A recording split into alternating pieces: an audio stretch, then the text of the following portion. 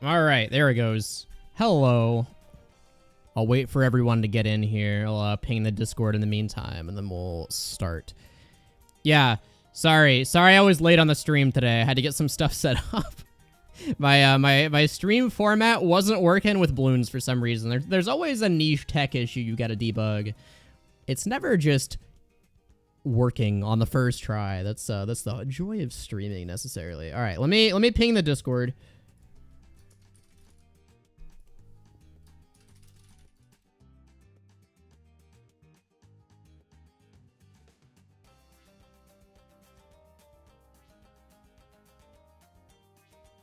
All right. There we go. Hey, thanks for the subscription. So yeah, I finally was able to get stuff on Twitch. If you're on my Twitch and that's how you found the stream, they actually let me interact with basic functionality of the website now, which is awesome.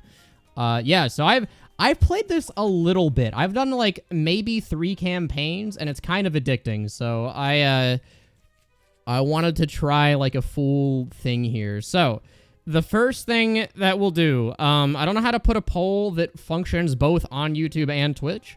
So we're going to do it the old-fashioned way of everyone in the chat's going to type what they want one time, please.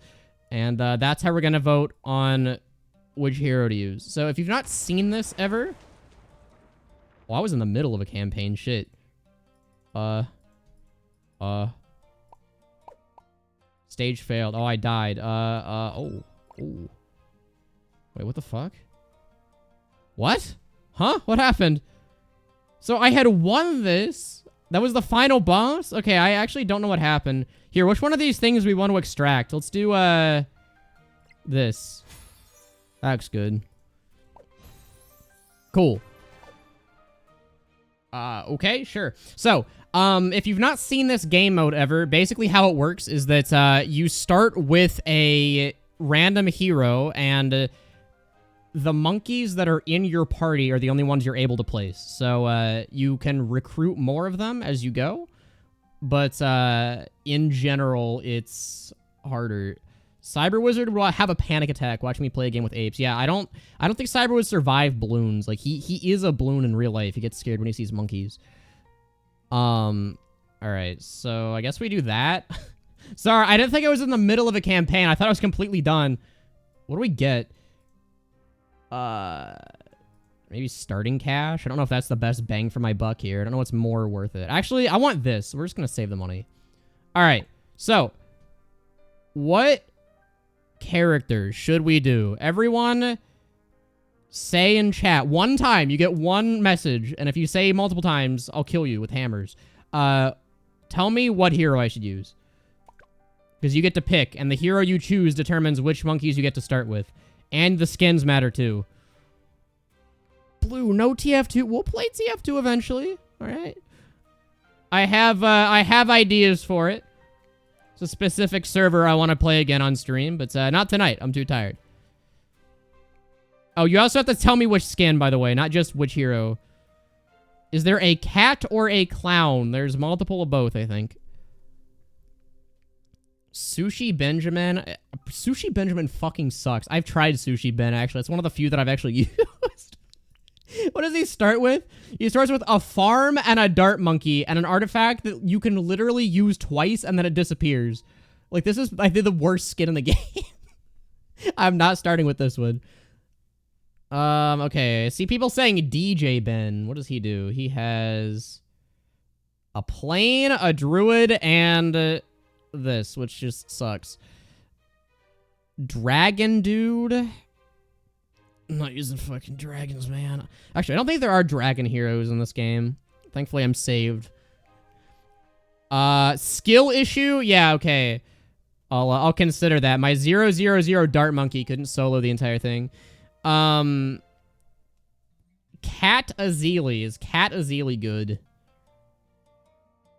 I mean, I get an alchemist. This kind of sucks, actually. That's a downside. I'll get a bomb shooter, but... So I guess the strat here is build a bomb blitz. That's what they want you to do. I've never even used this. It's horrible. This is the one that I've seen the most. It's tied between this and DJ Ben, so... Sure. I don't think this is actually good, but... We'll see. Alright, so now we get to pick. We start with a couple thingies. So let's see. I have a spike factory and an alchemist. So... I can leak a bad. Wow, it literally counts for everything. Yeah, but I can't leak 10 red balloons in a row. Oh, there is a dragon skin. It's the one French guy. It's Etienne. Yeah, I don't want to use the dragon skin. I hate dragons. I see we're going full furry PNG YouTuber. Shut up, okay? Listen. It's either this or a face reveal. I know my priorities. Okay, so let's try this. Because that's just free attack speed, basically. Like, that's insane. And then...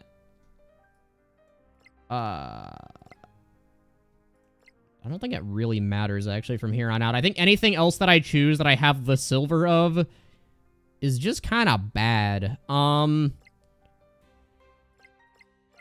Actually don't have too much extracted. Again, I've only done a couple campaigns of this so far. It is pretty fun, but Homebrew's crazy good.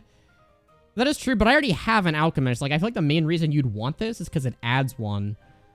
Let's see, is there like a... What is this? Quantum Leap? King Boo donated $2. Fursuit stream is always an option as well. Yeah, I know the fursuit stream is an option. Listen, I promised it for 250,000. We're at 249, alright? You'll get your wish sooner than you hope. Do the Spactory Pierce one. Oh, that's true. Okay, we can just try a Spike Factory strategy, I guess. Sure. Oh, we get one more, too. Okay, what's worth it? How about... projectile speed. Yeah, that'll work on a Spike Factory. Okay. Okay, this will be like an insane factory strategy. We'll try this. I don't know, again, like, does the Zeal even function with the Spike Factory? What does the Zeal even do? I actually don't use her ever. Whatever. We'll figure it out. Okay, so, again, if you've never seen this, how it works is you have to go through the map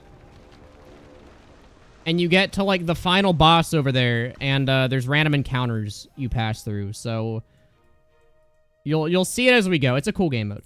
First of all, we get a free thingy. So this lets me do a lot of stuff. Let's see. Is there anything good to recruit? Oh, that's the wrong cross path, though. I don't really want to. Honestly, this sub isn't bad at all. But is that better than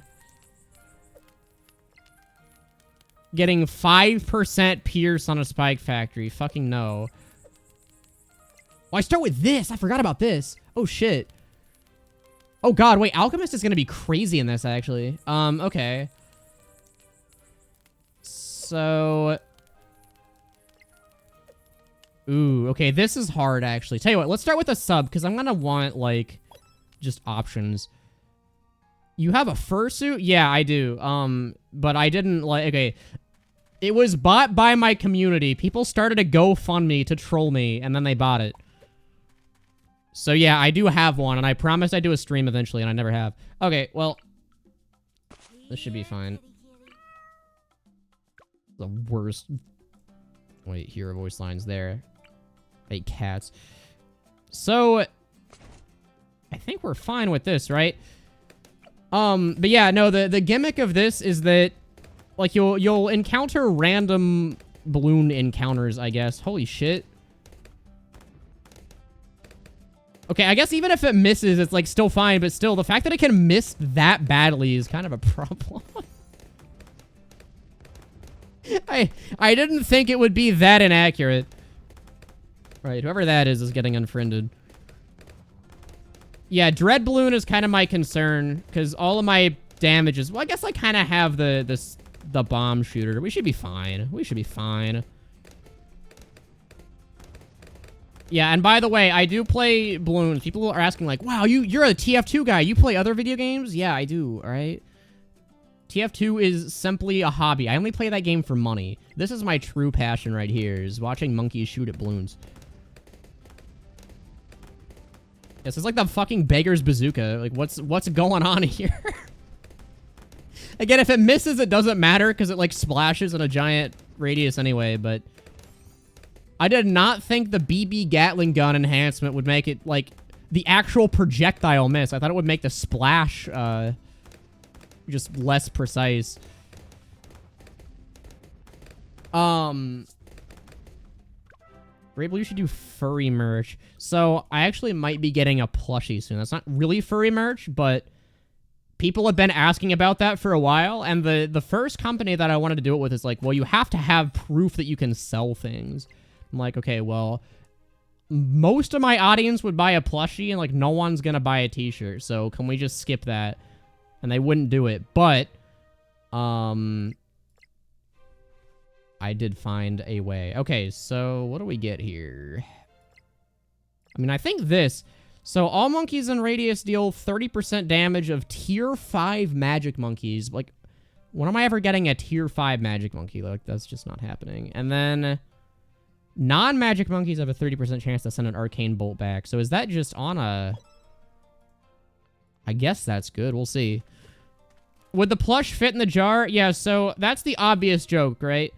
If anyone sends me pictures of that, either in my Discord or on Twitter or whatever, you get blocked and banned. Not because of gross negligence, but because you're uncreative. You have to come up with something new. The music is edging my nostalgia for Flash games. It really does sound like Flash game music, honestly. But it kind of makes sense, because Ninja Kiwi was a Flash game company for a while. Let's actually see what the spike factories can do. The enhanced factories. We'll do this.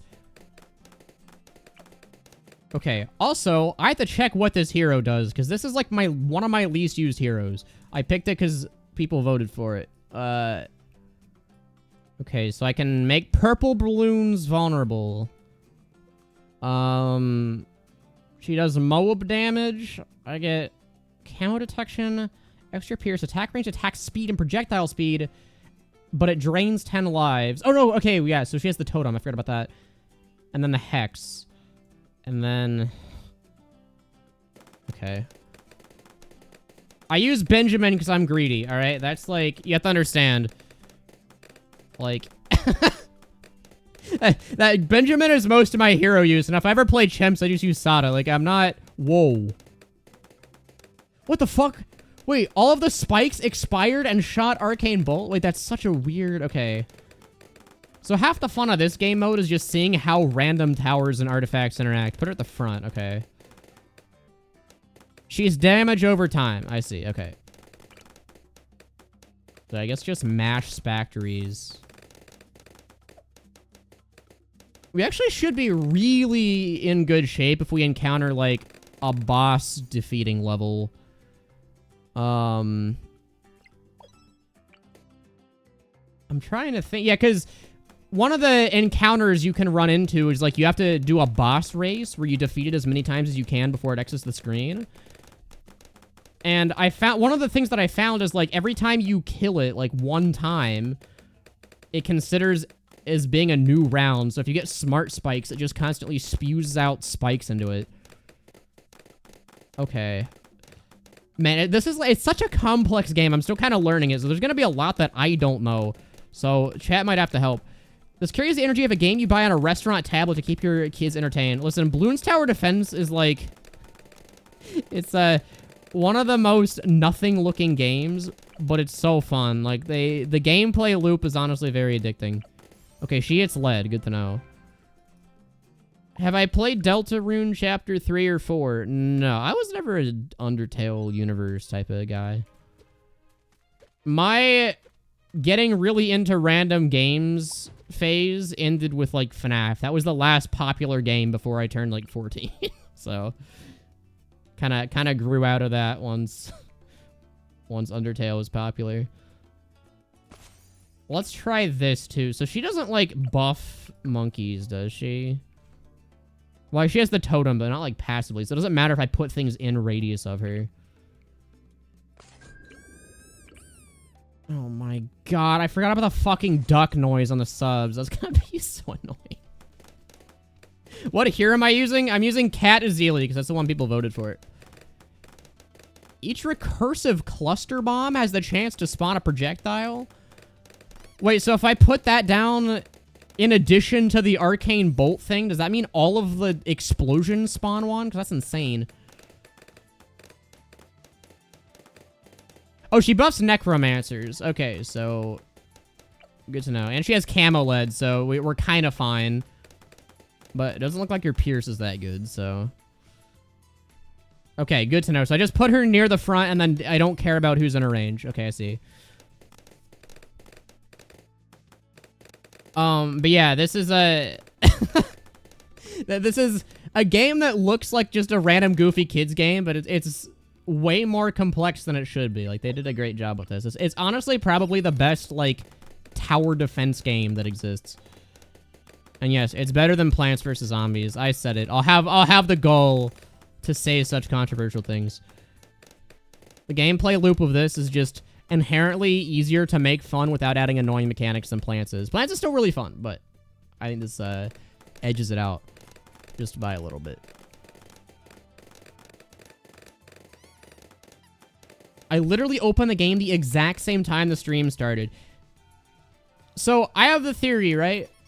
Every single TF2 player at least plays one tower defense game. Every single one, without exception. It's not an over-exaggeration. That's every TF2 player. And if you say you don't, then you're lying. You're in on the conspiracy.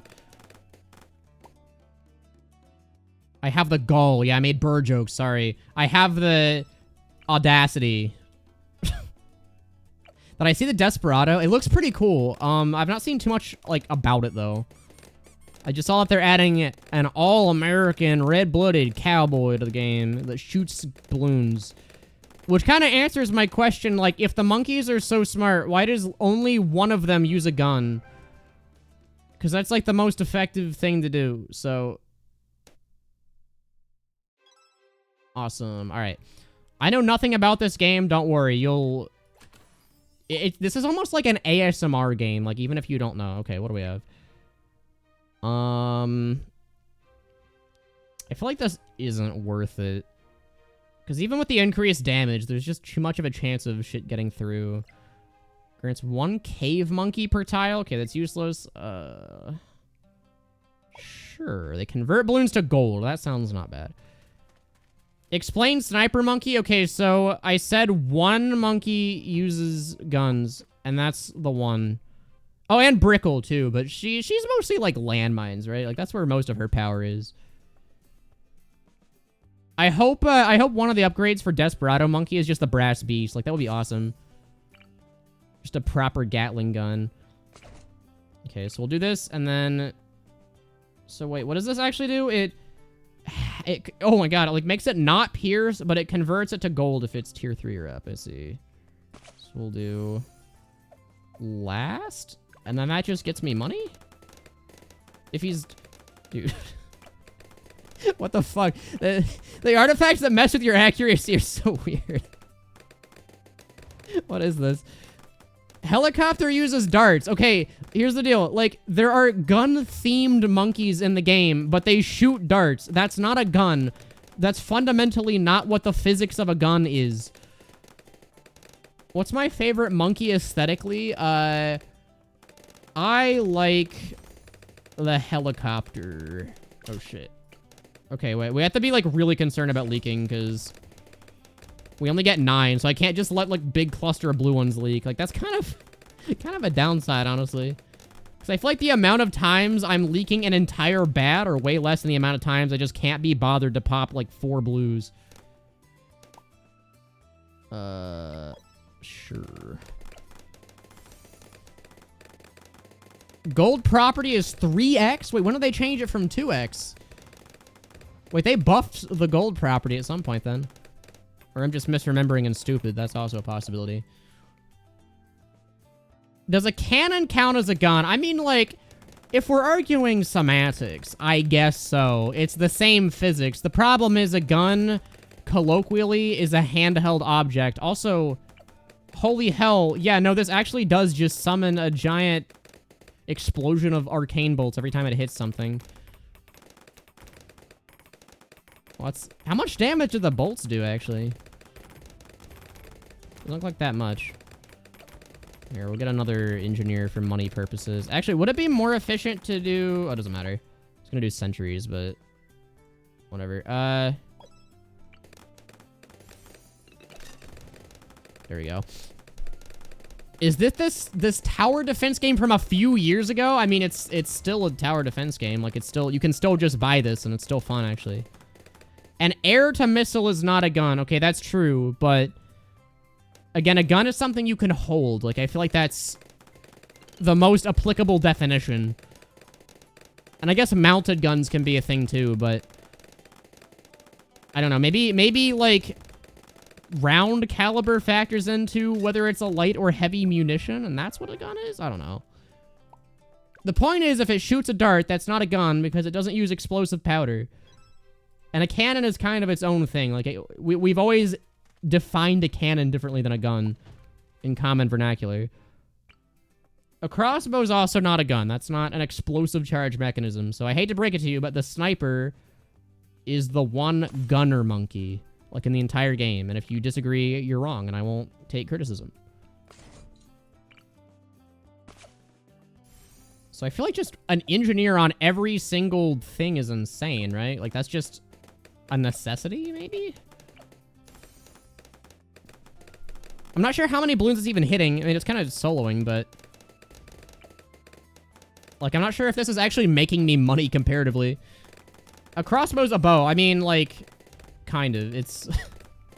it's a crossbow, like... It is a tension mechanism, but it's still a crossbow. Like, a bow is, again, a different thing. Okay, fucking Azili makes... Like, kind of forces you to use the Spike Factory. What about Engineer's Sentry? Well, that is a gun, because it fires bullets, which is an explosive mechanism.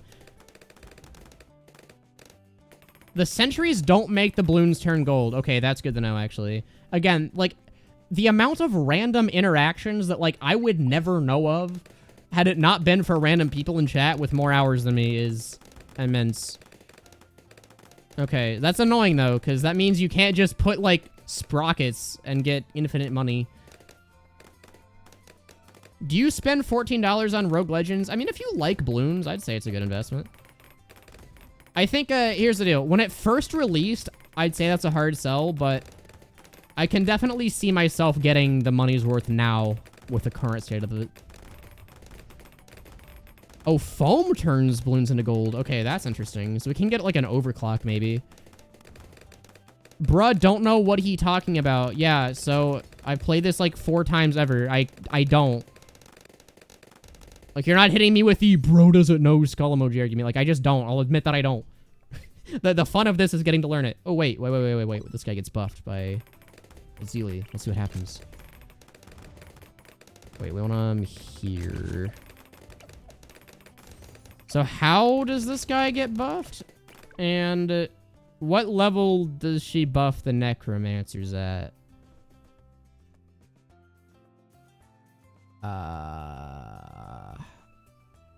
What level is this? I don't even see it. Okay, well. Blue Chuckle Horse was fun to watch. Well, thanks. Yeah, we're gonna make Chuckle Horse a mainstay. Also, we're gonna make Hide and Seek a mainstay, too. It's been a while since we've done Hide and Seek, but we finally have set up a proper plugin for it. So, it'll be a much more regular thing, because now I don't have to spend hours and hours editing each video just to get a sense of what the time is for each person. What's my most played game on Steam? I'm gonna give you one guess. And if you're wrong, the entire chat will laugh at you. Okay, I don't really need another engineer. None of these are great. So I think... Am I wrong to say that farms are, like, pretty useless in this? Because each encounter doesn't have that many rounds, so they don't have that long to pay themselves off. It's TF2? My God, you're a genius. What? Okay, so... this gives more Pierce for the engineers, and this gives more Pierce to the Spike Factory. I mean... would it be better to, like... because the only purpose of doing this is just saving money, but I feel like giving myself more... I don't know why I refer to myself in the plural. If I get more money makers, like, that's just good. We'll just do that. Sure. I thought I was a TF2 YouTuber, not a Bloons Tower Defense YouTuber. Yeah, I'm only allowed to do one thing ever, and if I ever branch out to any other game that I like and that most TF2 people play, the Hitman Mafia comes for me and talks about how I'm not talking about TF2's real issues right now. Alright, we get hella bread from these guys. We put you on the peninsula. There we go. It's a genius strategy. Oh, shit. Oh, the lotuses aren't bloomed. Okay, wait. I forgot the Ezeli's the one thing that can see camo. Okay, oops. I hope we have to fight the camo boss guy, because I need the artifact that gives you permanent camo and everything.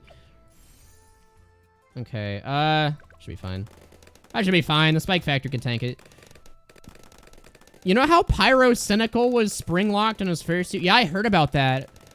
For those that aren't aware, Pyro Cynical, like, everyone knows that he's a furry, but he bought pretty recently, like, a more realistic depiction of the spring lock suit as, like, a cosplay thing. But I guess whoever made it didn't do a very good job at, like, making sure the spring lock didn't do what happened in the game, so it actually went off on him, and he's in the hospital now. Which is insane. Like, the fact that that just happened to someone in real life, a real testament to humanity's hubris. Let's just make our Spike Factory army insane back here. Foam? Oh, I guess I can do foam. I'm locked under the assumption that these guys are like... although foam sucks, wouldn't it? Because they don't have any pierce. Like, their pierce is halved. So the foam would decamo like one balloon. There's some people planning on making an exposal video for me about being corrupt in a Roblox game. What? Dog, getting exposed because you're a corrupt Roblox player is tough work. That's, you have either done, like, a special amount of hell to certain communities, or you were involved in the most drama-filled communities ever. Okay, nothing's getting past this. Like, I think we're just fine. Permaspike goes hard. Yeah, I'm gonna try to mentor something up to, like, a deadly spike. Because that should honestly clear most things. Like, Spike Factory scales so well because they scale both off of pierce and damage. So, honestly, that might be the move. Whoever suggested... Ooh. Okay, we won't afford that, actually. We'll do you. Whoever suggested the Spike Factory build is kind of cooking. Alright, let's see what this does. We'll do a cum engineer. So I've got that, like, 4 things go over the foam, and it's gone. Actually, wait, that's actually not as bad as I thought, because he's shooting it very fast. Okay, sure. I moderate a game called Dead Zone Classic, and there's this group which I had to completely purge from the game. They're still salty about it. That's like... This is the most Roblox drama ever. My Dead Zone clan was too edgy and got banned, and now they're making an exposed video. Like, what the fuck? Like, I was gonna say I'm glad I played TF2, but I'm honestly not sure that's better. What Valve is doing with TF2 now, a goddamn tower defense game with monkey classes. Yeah, people complain about quick play too much, and they're like, all right, you want quick play? We'll make the play really quick. And they just turned it into this. Ooh, wait, we get a boss killed thing. Okay, wait. I can try the Spike Factory thing. So, ooh, and it's on like a really long map too. Okay, so what we do is, we get the, where do I even put it? Like here. We get the Spike Factory. We do smart spikes, and we upgrade to Actually, it's probably more efficient to get an alchemist on this. And then we upgrade to deadly spikes when we can.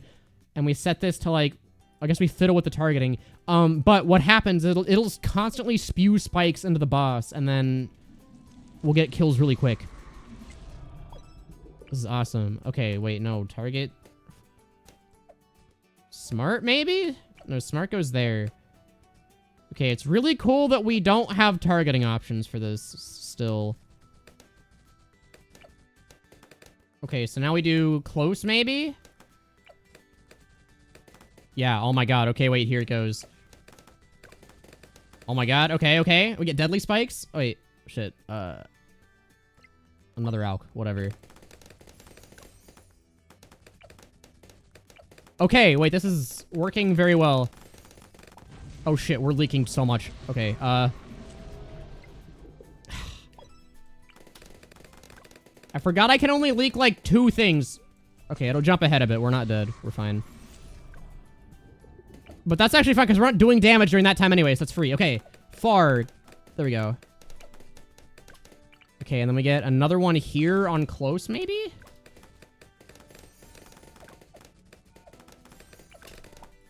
Oh my god. Okay, we're about to go crazy. We're about to shred this. And we have to get 40 kills? Holy shit.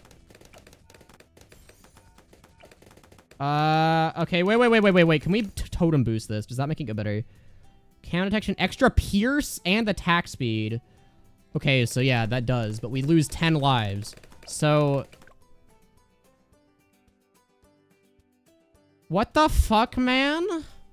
Why would they give me the lie? Okay. Wait, this is a troll. This is a troll character. They gave me the character that requires 10 lives in the bank to work properly, and then they pair her with the artifact that sets your lives to 9. That's so mean.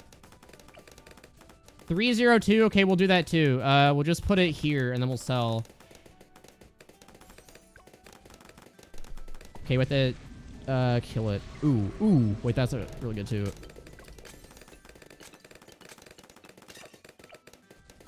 So that's... No. It'll come back around, so we won't sell that one.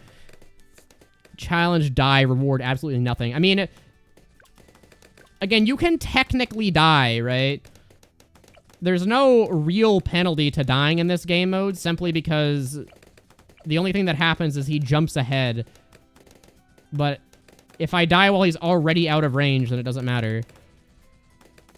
Once you get level 16 Azealia, it goes to 1 life. Okay, well, I don't have level 16, if you haven't noticed.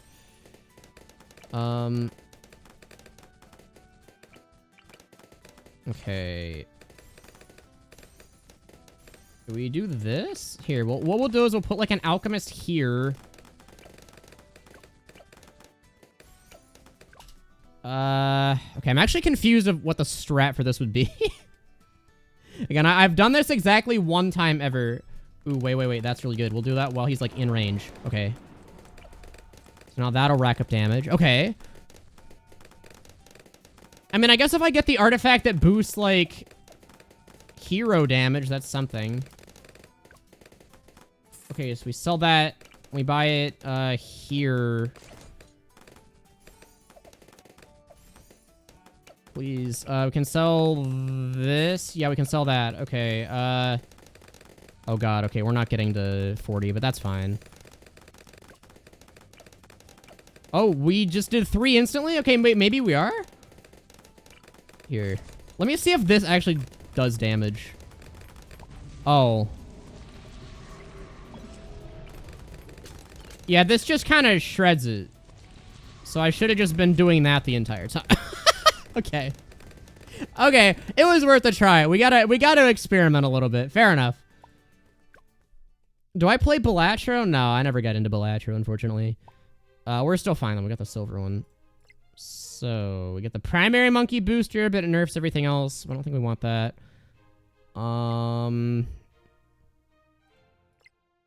Okay, all of these are pretty useless. Let's just do that. Do I think... I'd make a plushie. I actually talked about earlier, yeah, I'm planning on getting one. I found out that Makeship does plushies that are like more of a crowdfunded thing, so I don't have to prove that I'm able to sell things like the corporate people want. I can just say, hey, if there's interest, then it'll sell, and if not, then it won't. Okay, so which way do we go? Do we do 2 campfires and this thing? A mini game? Or a boss event?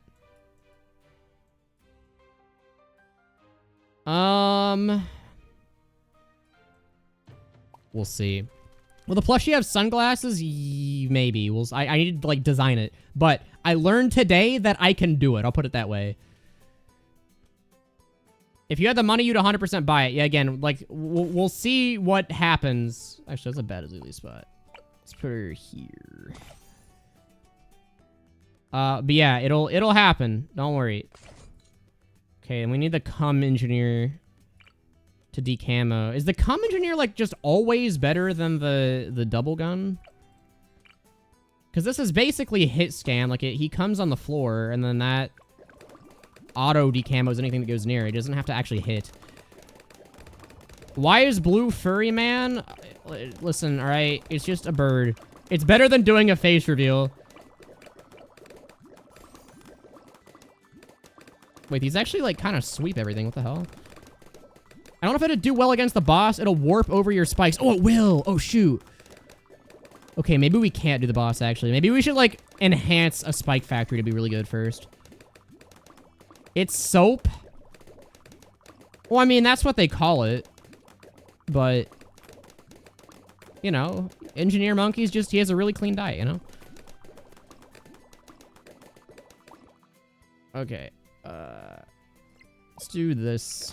Yeah, we kind of need to spec into support right now. Because that's... all of my good monkeys are in support.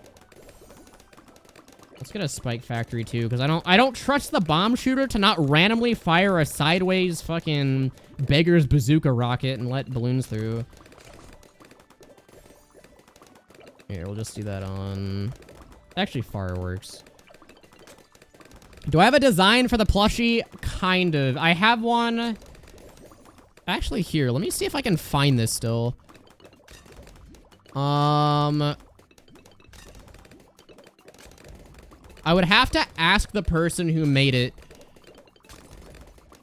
if they still have the image. One of the people that actually mods my Discord server made a design a really long time ago, and I don't think I still have it. But basically, like, if I ever made a plushie, it would be that. Hold on. Yeah. Here, let me save the image. I'll put it on stream. If you can... Here. I got this. I'll pick an artifact afterward. This is important.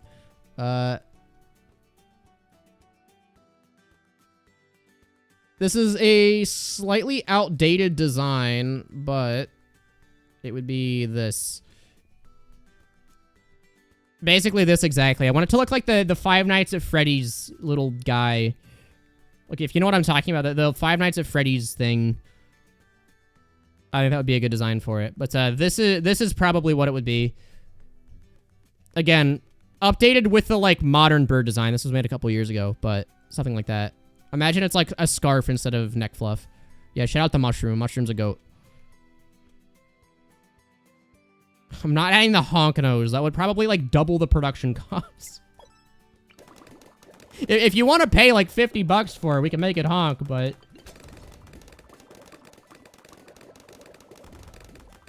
yeah, again, I think it just kind of works with the character, right? Valve doesn't care about TF2 anymore. They won't add the Cumgeneer. 1984, dude. Hopes and dreams dashed. It's too chibi. I mean, what do you want? Like a realistic great blue heron? I hate to break it to you, but they're not very sightly if they're not stylized. It's the unfortunate reality about nature is that it optimizes for utility and not looks. Great blue tower defense. Yeah, that's what we're doing. Set the cannon to last? Why? What? This... It does nothing. It's just trolling me. Yeah, sell taxidermied birds is my first plushie. I'm sure that's what people want. What about the alligator? Listen, the alligator's dead. We don't talk about it ever. We gotta kill it. The alligator got guillotined, canonically. Set the cannon to last! Please, just do it! You just want me to fail. You just want balloons to get through. Okay, so can I do... Okay, honestly, I think I can do phase, though, because I can make a spike storm, which would let me...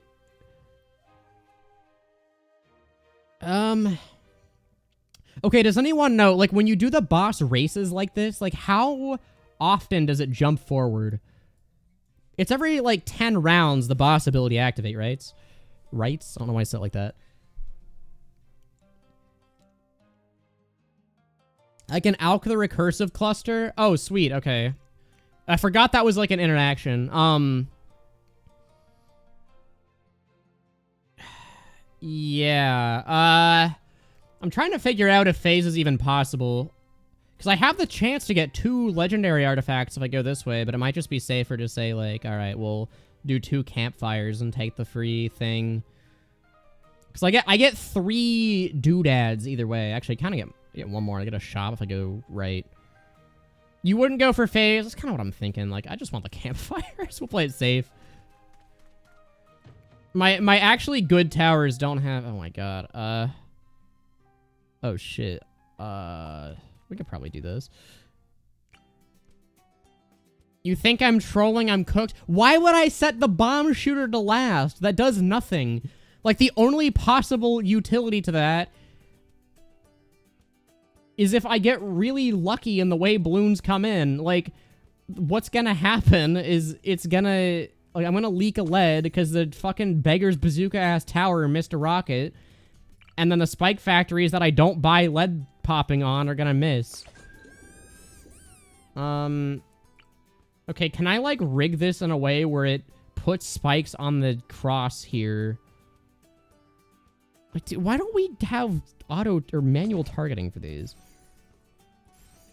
If I set this on far... No, that puts it there. Okay, what the fuck? What if I... Wait. What if I put it here and do smart? Because that's technically the last point on the thing. Like, this shouldn't be something I have to think of. Just let me place where I want the spikes to go, damn it.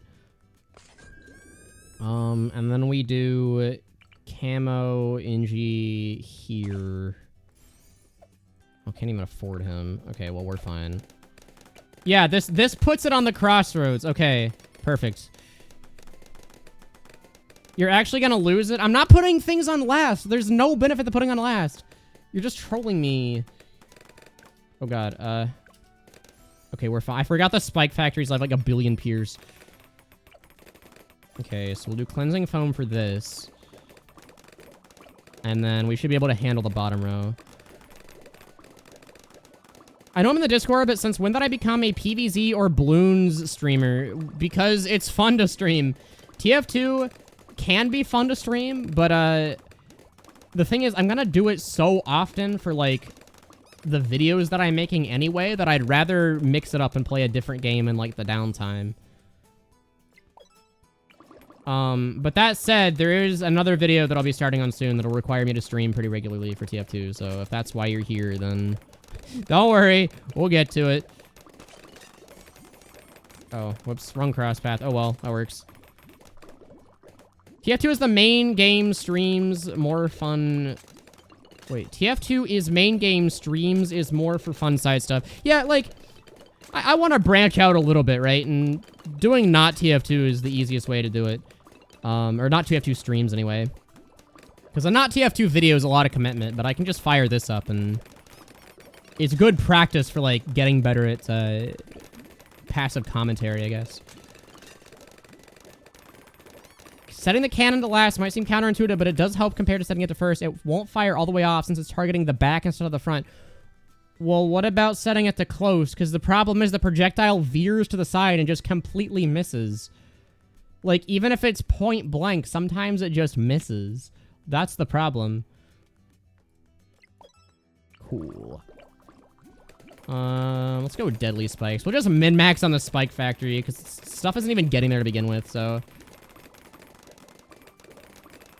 If they ever do, then I want absolute certainty that we're not going to instantly lose.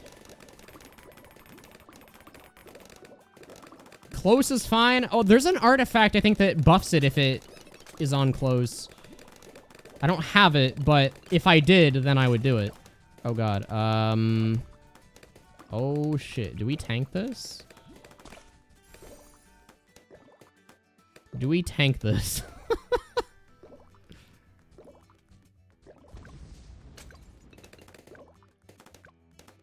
Okay, we're fine. That's really scary. Here, we need, like... Okay, there we go. That makes me feel better. Oh, well, maybe. Oh, that's still so sketch, though.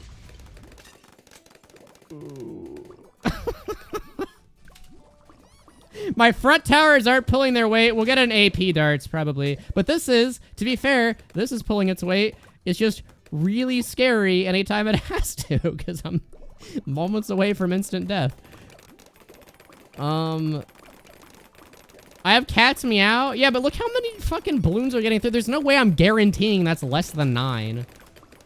Like, yeah, I could leak all 4 fortified ceramics, but what I guess I could just tank the entire mode. But again, my fear is that the spikes are gonna kill the ceramics, and then, like, blues are gonna get through or something, and I'm gonna lose. Okay, this should guarantee we kill it. There we go. Yeah, AP will pull through. The pile of spikes is deeper than it looks. Okay, the one downside of using Spike Factory is that you never know how many spikes are in there, especially when you're using stuff that, like, fucks with the pierce. So, like, it could be 10 spikes, it could be 100 spikes, but it looks exactly the same, so you just have to hope. It's the hope and pray. Oh, fuck. Ooh, shoots is rough. Okay, we have to kill 100,000 balloons. This is scary. Does the artifact auto-regen lives? Does it? Regenerates 9 lives at the start. So I can leak 8 balloons every round. So it's basically just chimps, but I have a shitty mana shield. That's still worse. That's still, like, arguably way worse. I don't know why I'd do that. This is gonna be so annoying. I have recursive, but I'm not, like, confident in this. I'll be real. Here's what I'll do as well. I'm gonna put engineers... Wait, this is... What the fuck? Wait, this is reverse. Why? Okay. Actually, I think reverse makes this map easier because you have more time to react to stuff that leaks. So cool. The problem is easier doesn't mean easy. Okay, that doesn't reach. Here, what about... Okay. What we'll do is we'll take it really slow to begin with, and then once I get, like, I don't know, fucking something, a sub on both sides, maybe? Or a spike factory, then I'll start rushing, but it's just gonna be really sketch for this, so... Set this, like, here. And then we'll get this guy. And we'll do the same. I just want money to start with. Like, that's my main concern. And actually, we'll... It's gonna be so annoying to micro. Okay, whatever. Okay, this should be fine. Let's send 2 rounds. Surely they can handle that, right? Surely?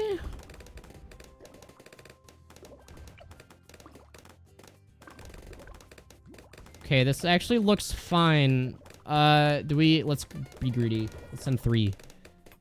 3 entire rounds. Let's not get too ahead of ourselves here. I'll send... Here. We can do this. And now I'll start doing more. Because, again, I know for a fact the spikes aren't gonna, like... disappear, which is, like, again, the one thing that's saving me here.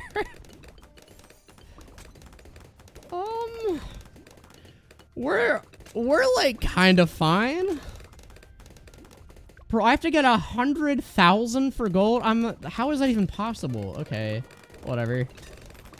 Here, I know how that's possible. I know it's possible. Hold on. Okay, we outbuff this, and then... Bro, I can't even use the fucking camo totem. This is the most useless hero ever.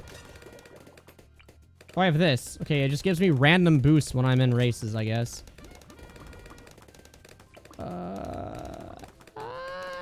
Your brain is expanding with all these new terms. Yeah, again, people laugh at this game because it's like, oh, it's just a goofy kids game. But this is the most, like, unnecessarily complex tower defense game ever, but it makes it work. Surely this is good, right? We can get greedier than this. Oh, wow. That, like, shreds. What the fuck? Okay, wait, we're fine, actually. Let's get a stronger stem. Ooh. Okay, we're fine. I forgot the artifacts that make the spike factories, like, super buff. They're, like, insane. And then we get another one of these. We can start rushing, right?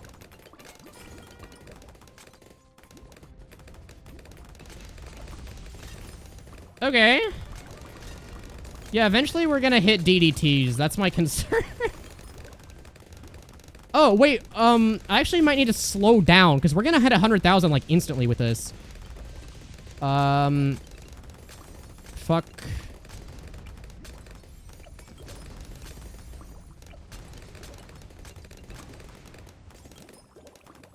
What round is DDTs? Someone in chat. Before I start just full sending, what round is DDTs? Because if I get one DDT, I'm just completely fucked.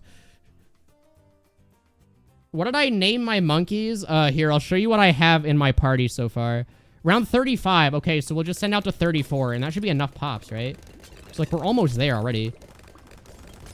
Actually, I'm gonna not send anything, because we're at 90,000 already, so... Yeah, what the fuck? The triple, like, bomb blitz is nuts. Okay, awesome. We're fine. 25. Okay, I must have missed it. It's a blink and you'll miss it moment. Here, let's try. We'll just, like, really reinforce my fucking spike factories. Honestly, the engineers kind of carried, because I felt like I had a lot of money for a race right there. Due to relics, DDTs only do 1 damage? Oh, shit, that's right. Okay, Cast Meow is so jank.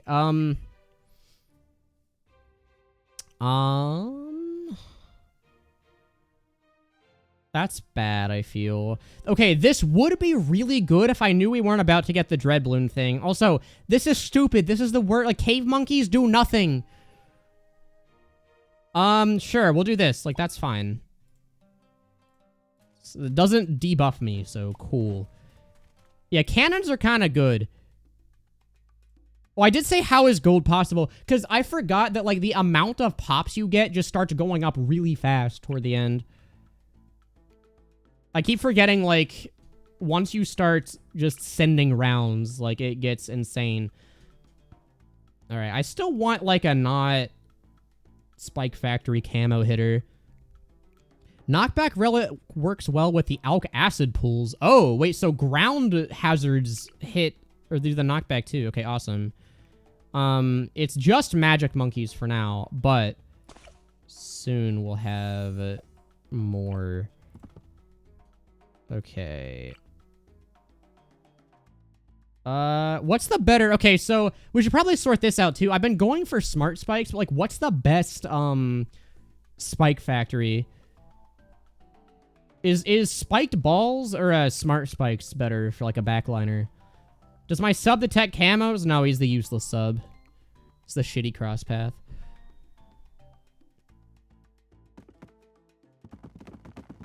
What? Okay. Such a weird, like, map interaction. Everyone cheer for Cave Monkey, so you'll pressure me into taking it? You won't bait me. Here's the deal. I've tried Cave Monkey. I've gambled on the Cave Monkey and lost. Because he fucking sucks. Oh, spiked balls, because they do 2 damage, and I have double pierce. Okay, so yeah, that's a good interaction. Okay, that's awesome. Honestly, like, out of all of the starter things that I've used, this seems to be a pretty good build. Like, there are a lot of okay, well, not a lot, but there have been a couple strats that I've tried anyway that are just horrid. Like, I've tried them, and it's just been a complete struggle up until I get to, like, stage 4, and I'm barely scraping by. But this actually seems to work. I think the worst one that I've tried was, ninjas, and I don't know why. I think just because they just don't do damage. Like, they scale really well, but they don't start out really well.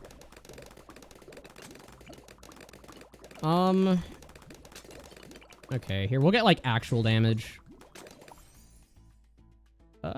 Sure. May I suggest artillery? Well, you can suggest it, but we don't fucking have it, so... Might fall on deaf ears here. There's a relic that makes a 3/0/0 sub survive until round 28 solo. Oh, that's the one that just, like... It turns every single sub into a balloon solver. It's so busted. Yeah, there's some insane strats you can do with this. Okay, let's see here. Let's get another, like, cum engineer. Dude, the cum engineers are nuts. That's a pawn. I'm a genius. That's a pawn. Let's get this guy. We're probably already fine. I'll just get something that can hit camo. I think technically the best cross path is the top path for this guy, but I want camo. Corrosive torpedo darts goes crazy. Yeah, because the area of effect subs also hit it, I'm pretty sure. Overclocked is cracked? Well, it's $17,000, so I'd hope. Here, let's, we'll just do this. Again, it's not the good cross path, but I want to hit the camos. I want at least something that's dealing with camos for me. We'll give this guy range so we can hit the bottom thing, too. Bloons Monkey City Opinion. I've not actually played it. I think the only Bloons games that I played are 5 and 6, and I played a little bit of Battles 1, but I wasn't a fan. The problem with the versus games like that is they just get so sweaty so quickly that, like, keeping up with the current meta becomes a chore. And most of the gaming that I do nowadays is just, like, just to sit down and play for an hour type of thing. I can't fit it there. Ooh, hello. Monkey. 3/0/0 sub does 0 damage and has 100 pierce, and it applies balloon solver. Yeah, that's good. Oh, I have played... Okay, I've played the original 3, but, like, I've not put time into them because they're, like, kind of basic. I'll put it this way. By the time I, like, got to be a fan of Bloons, 5 was already out. And Bloons has the history of every new game that comes out just completely obsoletes all of the old ones because it's so much better. But yeah, I remember being a little elementary school fetus playing Bloons 3 in my computer lab. And hell, I remember playing Bloons Tower Defense 5 Deluxe, which was like the Flash game version in my, like, AP history class. Chuckle Horse win? We just did it! What do you mean win? We'll do it again in, like, a month or two. Next fun video like that's gonna be hide and seek. Okay, all of these are kind of useless. I mean, we can do another spike factory, but... Actually, is this useless? Ooh, this actually might not be. That's tough. Oh, Battles has cheaters, too. Yeah, okay, I guess that's a problem. I know Battles 2 is the new one, but it just doesn't look fun. I'm gonna be real. I'm never trying the Bloons card game, because every time I go on the Steam store, every time it even remotely appeals to me, I see mostly negative in the reviews and people just saying it's pay to win. It's like, okay, well, that sucks. I'm not going for Heli. Like, this is not a good cross path for Heli. I'm sorry. I can get Comanche, but I don't want Comanche because that's expensive. I can get other things for that price. So here's what we'll do. We'll enhance.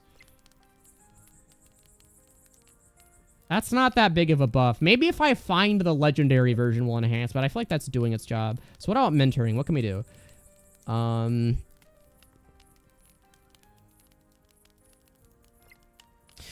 Ooh, so that's hard, because anything we mentor right now isn't going to do much. But I definitely feel like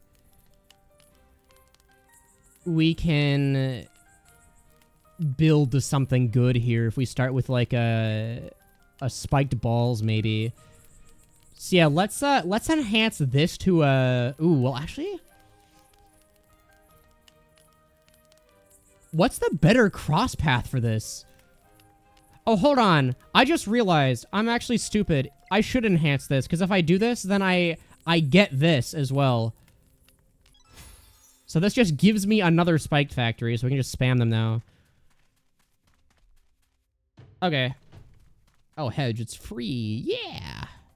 Where's the longer videos? I need to fall asleep. I mean, I have VODs if that's what you want, but I'll go back to making longer stuff. The long video that I was going to make was going to be a medieval mode tier list. And I was really excited to do it up until the split second I had to play more than one round of Bergenhausen. And that map is so bad that I immediately realized, like, oh god, this is going to be such an annoying video to do. So I never did it. I'll probably do a randomizer tier list too, but that requires me to, like, set up a randomizer server because there aren't too many running randomizer. Alright. So this is just what we should be placing, because we can just do this immediately. Okay, awesome.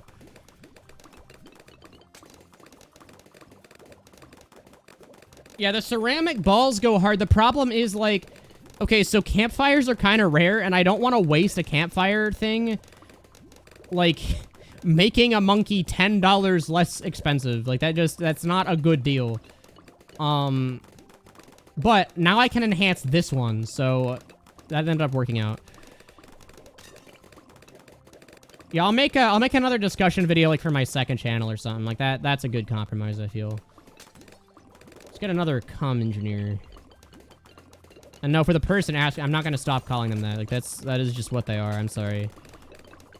Like, you just shoot a pile of white goop on the floor. Like, what the fuck do you want me to call it? That's just what it is. Well, I use a custom randomizer plugin. No. So the tier list is going to be for the randomizer game mode. So I'll use whatever the most stock thing is, I guess. But I actually think that's, like, an interesting discussion to have that applies to the entirety of TF2. Because it's kind of a weapon tier list in a vacuum, in a sense. Oh, I just realized. Hold on. I realize they're getting de-golded by the time they get to the balls. The cum is really good, but it doesn't last long enough to make it to the balls. I think what I'm saying here. Soap foam? Well, yeah, I mean, it's foam.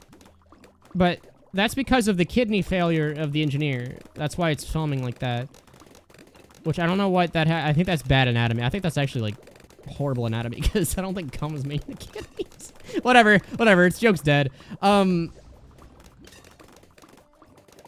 Was there ever a status update for TF2 x 10 class weapon tier list series? Okay, so there's never been an official one, but the reason why I stopped doing those is because the game mode just stopped being fun. Mainly because of heavy. And here's the deal. I even asked the server that runs TF2 x 10, which is UGC, to nerf heavy, because heavy actually just ruins the entire game mode. He has no weaknesses. He runs at light speed, does infinite damage, has the Natasha, which slows you down and makes him invincible, has the Brass Beast, which just lets you jump from the high tower and land on spawn and be invincible. He can run Delicos and the shotgun at the same time just by picking up weapons. And the amount of people running Heavy and Kunai Spy made the game so unfun, and that's all I ever saw, that I refused to play the game until the plugin got updated, and it never got updated, so I'm just not gonna play it. But then, like, I run into the problem where even if they do update times 10 for whatever reason, like, my series on it is so old that if you watch through the entire playlist, then you're gonna be watching a video made in, like, 2021 next to a video made in 2025, and the quality of the stuff that I'm making has changed so much since then that it's gonna be jarring, and I don't know. Like, it's probably not that big of a deal, but I have such a problem of rambling in my older videos, which, like, okay, hasn't gone away entirely, but the newer stuff is, like, way more watchable. So, it's just, I've never had the motivation to come back to it. Oh, that's the wrong cross path. Fucking whatever, dude. Here, we'll do that. I should try to find the tack shooter for the Just Like Magic relic. Okay. Like, I'll try to find one. I'll try to make the RNG better so it gives me one. But yeah, this is a really good strat. What made Heavy fast in that game mode anyway? Developer bias is what made Heavy fast. Because it was the gloves of running urgently that did it, technically, right? Because they made it so instead of just while active, it was on wear. How is that multiplying the stat by 10? I don't know.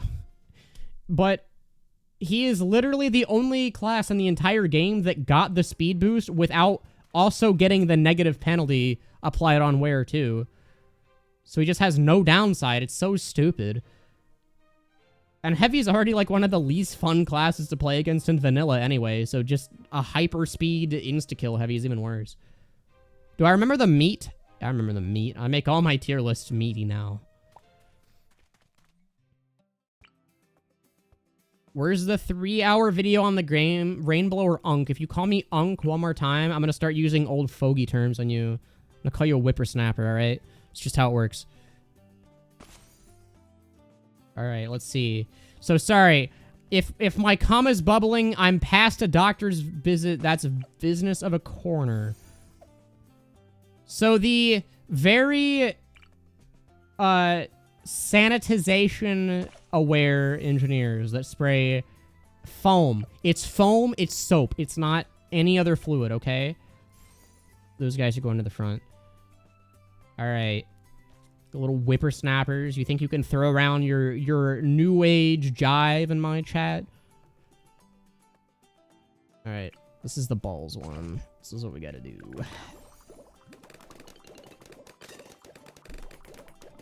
Do a sparkly Kamap fire. Alright, I'll see if I can find one of those. Yeah, I mean, also... Okay, so here's the deal with Rogue Legends. It's... On the scale of a roguelite being skill-dependent versus RNG-dependent, where it's like... Oh, shit. We're making a regrow farm. That's a problem. I thought that foam cleansed regrows, though. What happened? Do we need more foam? What's going on here, man? Here, we'll at least do that. We need, like, actual damage. I don't know why I put the spike here, even.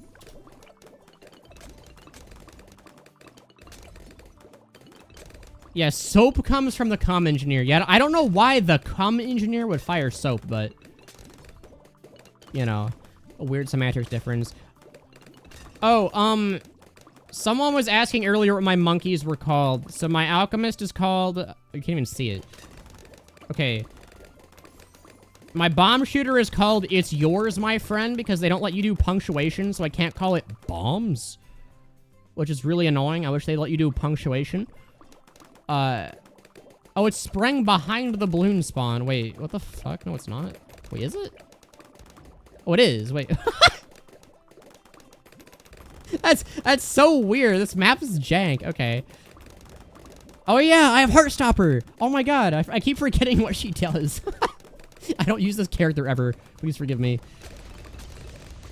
My spike factory is called Spiky Mikey. I forgot about that. Maybe it is. Maybe it's not. I don't know. My engineers are called Vector. And the reason I call it that is because Every time... Okay, the only engineer cross path I ever use is this guy. And every time I think of him, I think of Vector from Despicable Me. He just looks like Vector. I'm sorry. But he does. What's my... Ooh, hello. Let's see. My boat is called... Well, I can't afford it, actually. We won't know. My alchemist is... I want to save for the boat, actually. I want to place an alchemist just to see what his name is. Yeah, maybe it's so... Maybe not. I don't really know. Okay, this is called Limewire. I actually kind of forgot what I named half my towers. Let's see. My alchemist is called... Too Fat. Go in the square. Thank you. He's called Pocket Medic. Okay. Alright, I'm gonna be real. Unk was funny for like 5 seconds, and now you've just overdone the bit, so... You should feel bad for being unfunny. Otherwise, you have to exit out of the game to see your profile? Oh, I'm not doing that. That's so lame. Yeah, because it's the pirate.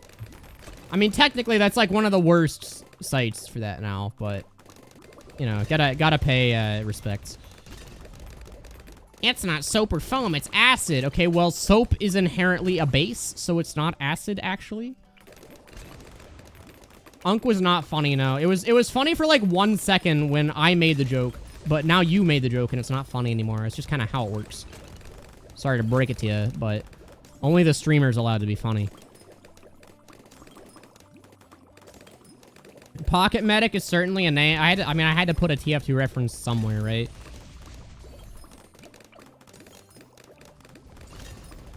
I know it's the epitome of comedy, but you have to pay tribute. It's cleansing foam. Yeah, so it's not acid. Like, foam and soap are usually both alkalines. They're bases. They have a high pH value. That's the difference. We're gonna learn science. If you're gonna be stupid and make Zoomer memes, I'm gonna be smart and make science facts. Ooh, this isn't bad at all. Okay, actually it is. I just saw like blue borders. All these are kind of bad for what I'm building toward, I think. Like, that's not terrible. Okay, that's hard. I kind of do want a druid, but he doesn't really fit with the rest of what I'm doing here. Can we mentor anything? Like, we can turn this into balls, and that saves me actually a lot of money. Oh, I do. There is a mortar in there, but 300. That's such a bad cross path. Like, I don't know why I'd want upper or top. Like, honestly, it's between the druid and the spike balls. I'm not quite sure. Magic monkeys deal knockbacks. They can always fit into a comp. Yeah, so we're fighting Dread Balloon in, like, 2 tiles. So now every monkey is gonna deal knockback. Because he's got the most broken artifact ever. It can't pop leads, but I have Alchemist. And we also have Cleansing Foam, so... That's kind of why I felt like Spike is carrying. I do kind of want the cheaper balls. Yeah, what are we thinking here? What's the tactically best decision? I think it's heal.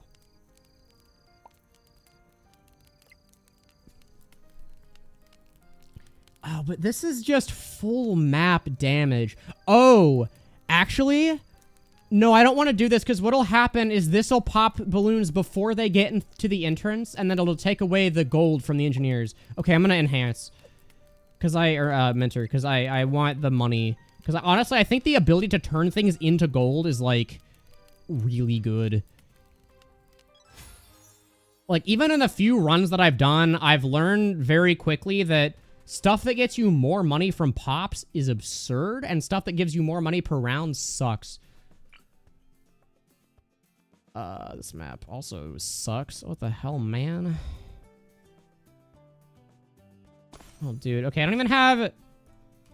Oh, that's what I can remove. It's this. Okay, so... Here's what we'll do. We'll do the mysterious white fluid engineers guarding the entrances. I was kind of like... it's kind of iffy about having two of them, and I'm actually, like, happy that I do, because the multi-lane maps are covered so well. Okay, and now we'll put a... well, I guess I could put a sub in the middle, but I don't trust that to, like, not stay open. There's relics that spawns fishes on bomb? What the fuck are you talking about? Okay, this map is brutal, so we're just gonna put it here and hope it works. Like, there's... this is one of the least straightforward... oh, I forgot they did that! Oh! I forgot they nerfed this map. Okay, wait, we're actually fine. Okay, wait. Cause the rim of the eyeball used to not be the path. Like, it used to just be around the edge. And it was so annoying. Like, this was actually one of the most annoying maps in the entire game for no reason. Not even out of difficulty, but in terms of, like, basically the only strategy that even kind of works is putting things in the middle. Speaking of, we should probably take advantage of that then. Yeah, okay. This map is... I get the feeling like not many people like this map if they had to change it. I've never seen a map be nerfed before. Other than, like, Ravine having an Easter egg added that makes it 1% easier on the first round. Yeah, X Factor's also pretty bad, but... honestly, they had to nerf a kid's game. Here's the deal. I'm gonna... yeah, I'll have this discussion. I think this is a good time to say it. Saying that...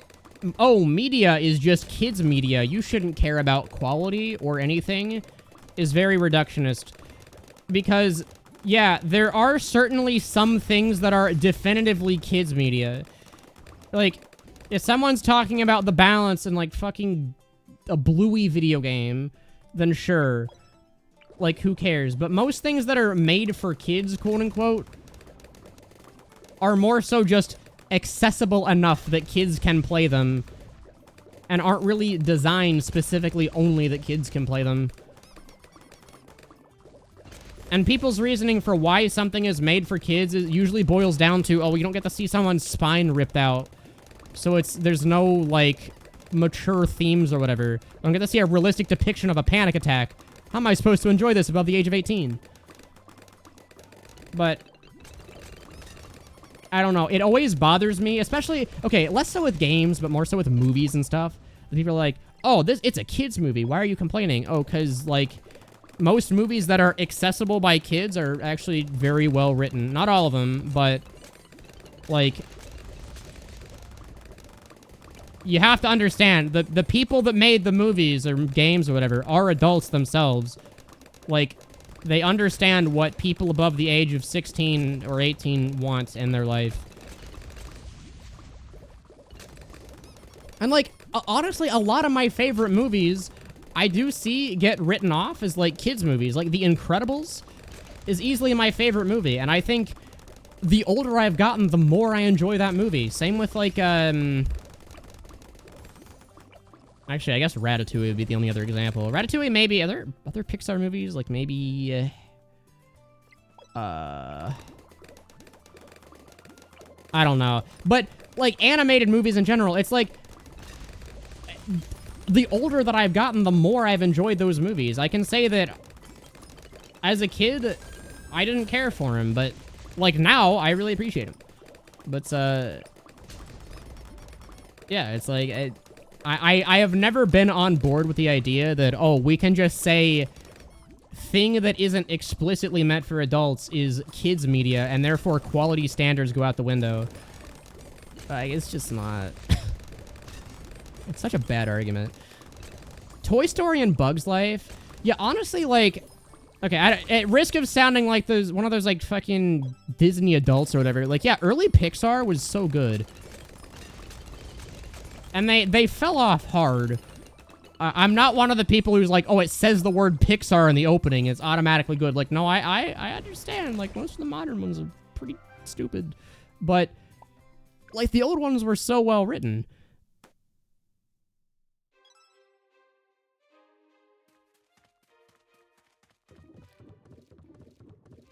But what annoys me even more is that people will say that specifically with the argument being, why do you care about the quality? It's just a kid's movie. And it's like, okay, well, yeah, but do kids not watch good movies? Like, are we forcing you to watch slop until you turn 18? Like, what's the argument here? Are any of these even halfway decent? I mean, I guess this one. Ooh, actually? Here, I'm gonna do this, because we're about to get Dread Bloons, so this only affects primary monkeys, but when we beat the boss of the stage, it'll affect everything. And then if I get this, that makes Smart Spikes even better. Okay, we're fine. We're actually cooking here with this. Alright, so here's what we're gonna do, chat room. I'm gonna turn my fan on, because it's really bloody hot in here, and if you can hear this at all, tell me, because it's going to annoy me if there's background noise.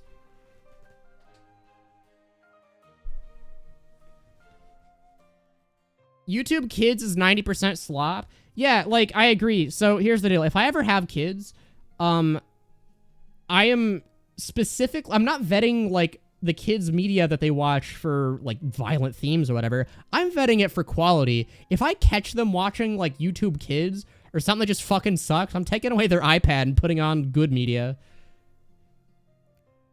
Like, no, get off your Coco Melon and watch Bluey. It's like the new up in arms boomer parents thing. But no, like, I'm not kidding. I want my kids to not be dumbasses when they grow up. Which sounds so mean, but you're not helping your case if you grow up on Coco Melon at the age of 3. Yeah, there's so much stuff on YouTube Kids that shouldn't be there too. Like, that's also a problem. But even in the hypothetical universe where, like, all of the stuff was age appropriate and not weird, I still wouldn't let them watch it because, like, I'm not kidding. Your kids need enrichment. Like, it sounds like such a weird phrase, but they do. Like, your kids will grow up to be lobotomites if you feed them YouTube Kids at the age of 3. And also, kids aren't stupid, right? Like, okay, they kind of are, but in a lot of ways they aren't.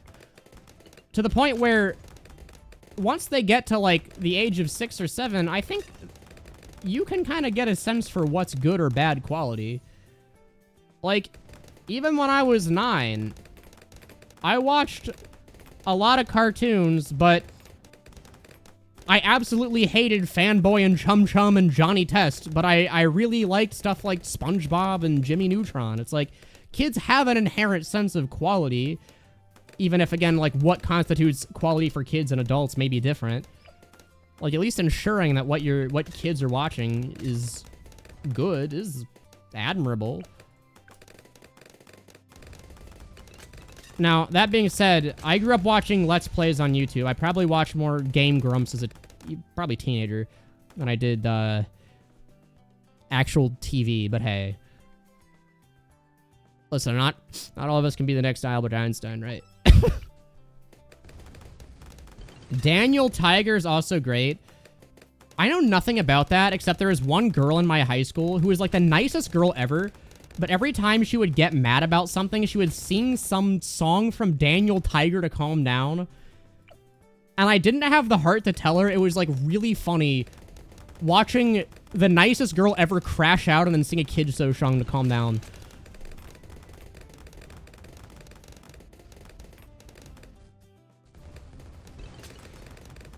I mean, you are successful, so I guess success is by the eye of the beholder. Maybe my brain got poisoned in the right ways, where I grew up on YouTube slop, and now I am the YouTube slop or something. Ooh, airplane. My Let's Play YouTuber was Chugga Conroy growing up. I think, actually, for me, it was Markiplier. I watched a lot of Markiplier. But then I switched to Game Grumps. I don't know why. I don't know what inspired that change. That was my, oh, shit. Wait. Can we... Never mind. The spike factories are fucking bonkers.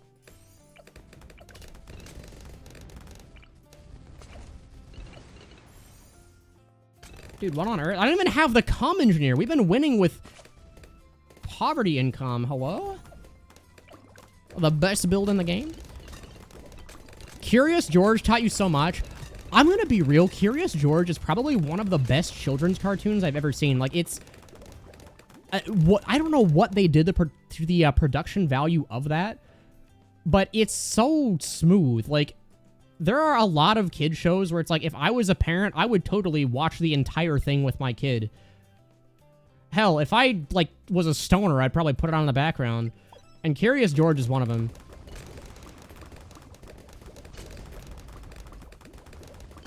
But yeah, no, it's like, to wrap it back around, like, yeah, there's no excuse not to make children's media quality. Like, kids are stupid in a lot of ways, but detecting whether their media is slop is like a basic human function, right? But you don't develop it until the age of 5, so Cocomelon does still have an audience. It's just 4-year-olds. I'm not brain rot, I'm diving deep in stats and interaction showing logic and reasoning. Right, so... I don't know if we're, like, the dumbest smart person or the smartest dumb person, because either way, we're still playing the fucking monkey game on YouTube.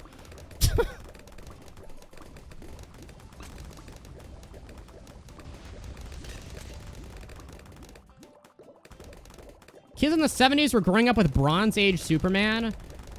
Okay, I'm gonna be real. 70s and 80s cartoons were basically just slop. Like, there were some quality ones in terms of... ages like 9 to 13 media, but in terms of like young kids media, there was not much, because this was back when the entire goal of any cartoon ever was to sell toys. And I think that kind of hurt stuff. But no, like, I think kids, especially now, have a really good backlog. The parents have to be diligent about it, but if you want to show your kids, like, genuinely intelligent programming, like, fucking, yeah, I'd put on Curious George for my kids. Like, the producers of that show weren't just churning out slop to make a paycheck. They actually knew what they were doing. They put adult-level design into kids' media, which is what should be done. They were just realizing how to make shows. I mean, yeah, but still. It's not like we don't have the template for what makes a good story in human conscious for, like, thousands of years. BTAS upped the bar high? What is BTAS? I'm sorry. Boglodite, Troglodyte, and Samaria? It's my best guess. Ooh, which one do we go for spikes here? Because I want to get like a flat stat boost. I feel like all of these are going to be really good. But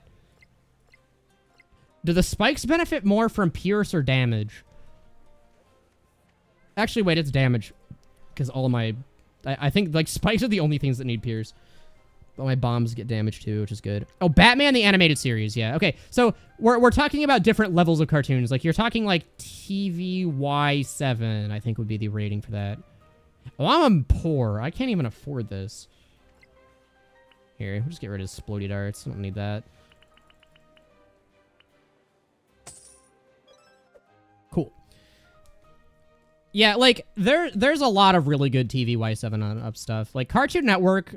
basically through its entire run made a really good catalog, but there's more... Okay, so how do I explain this? There's more leniency that I would have for a kid that's that old, because, like, yeah, you're technically still at, like, crucial points in development. Also, final boss on logs, lol. But I would not say that I would force my kid to watch, like, actually good media. Now, if they're watching Johnny Test, like, we might have words. Does Ed, Edd n Eddy count? That's TVY7, yeah. But kids at that age are more interested in, like, the stories that are being told rather than what they're actually learning. I feel like there are more inherent lessons that are told by, I don't know, like the younger shows. Cartoon Network made Ninjago? That's an unforgivable L? The fuck's wrong with Ninjago? Did I get a military buff for spike factories? Alright, so the boss that we're about to kill has an artifact that makes every category of monkey apply to every artifact. So basically, every upgrade applies to everything. So yeah, I am thinking long-term here. I'm using my noggin. Okay, people are just saying the cartoons that they like now. We've lost the plot of the discussion. Okay, so this starts on primary. Oh god, wait, what does Dreadbloon do? Wait, we can just get spiked mine. Wait, this probably carries, actually. We just get this, and then we alch buff it, and then this goes all the way to phase 3 until we have money, and then we just sell it and get cannons, I think, right? Sure. We'll see if this strat works. We have 5 lives, bro. It doesn't matter. Holy shit. Wait. Oh, wait. Smart actually hits. Oh, my God. Oh, my God. Wait, this destroys it. Hello? Okay. Dreadbloon reduces all damage. Look at this, though. This does like 1 billion damage on its own. Bombs. Look at that. I grew up on BTD, the best cartoon. I mean, the video game discussion is different, because I feel like kids probably shouldn't be playing video games to learn stuff. Like, I don't know. I don't know if I'd ever restrict my kid from gaming. Like, that feels weird, but maybe until they're like 7 at least. And I say this because my parents got me addicted to video games when I was like 3. Because my dad had this like marble game on his PC. Actually, no. My dad was like an arcade kid in the 80s. So when I was really young, he showed me Missile Command on his like Windows 3.1 computer. And I think that just broke my brain in irreparable ways. That turned me into the dreaded gamer. Okay, so we want... That's fine, actually.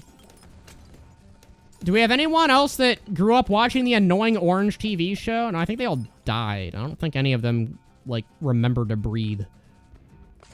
Like, that one actually just does irreparable damage to your brain. I think that, they're kind of like the World War II veterans. They're dying off quick. More bombs. I don't even want to sell this, because that's such a cool noise. We'll do it for the tactical reasons, though. Sure.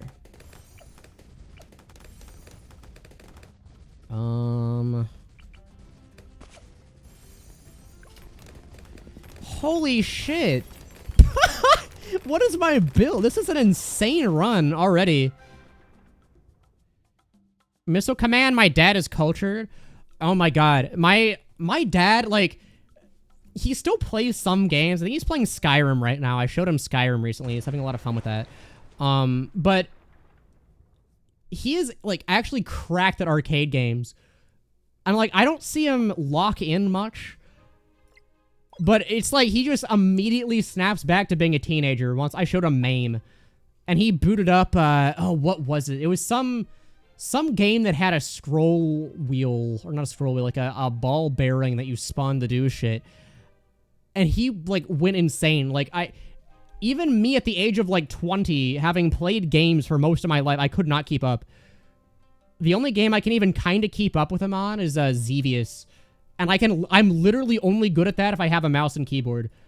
That's the only arcade game we're competitive about. Don't tell him about Moz. He plays on the Xbox. We're fine. He's safe. Okay, wait. Oh, this is extraction. Yeah, I want everything here. Oh, this is good. All right. Well, we win now.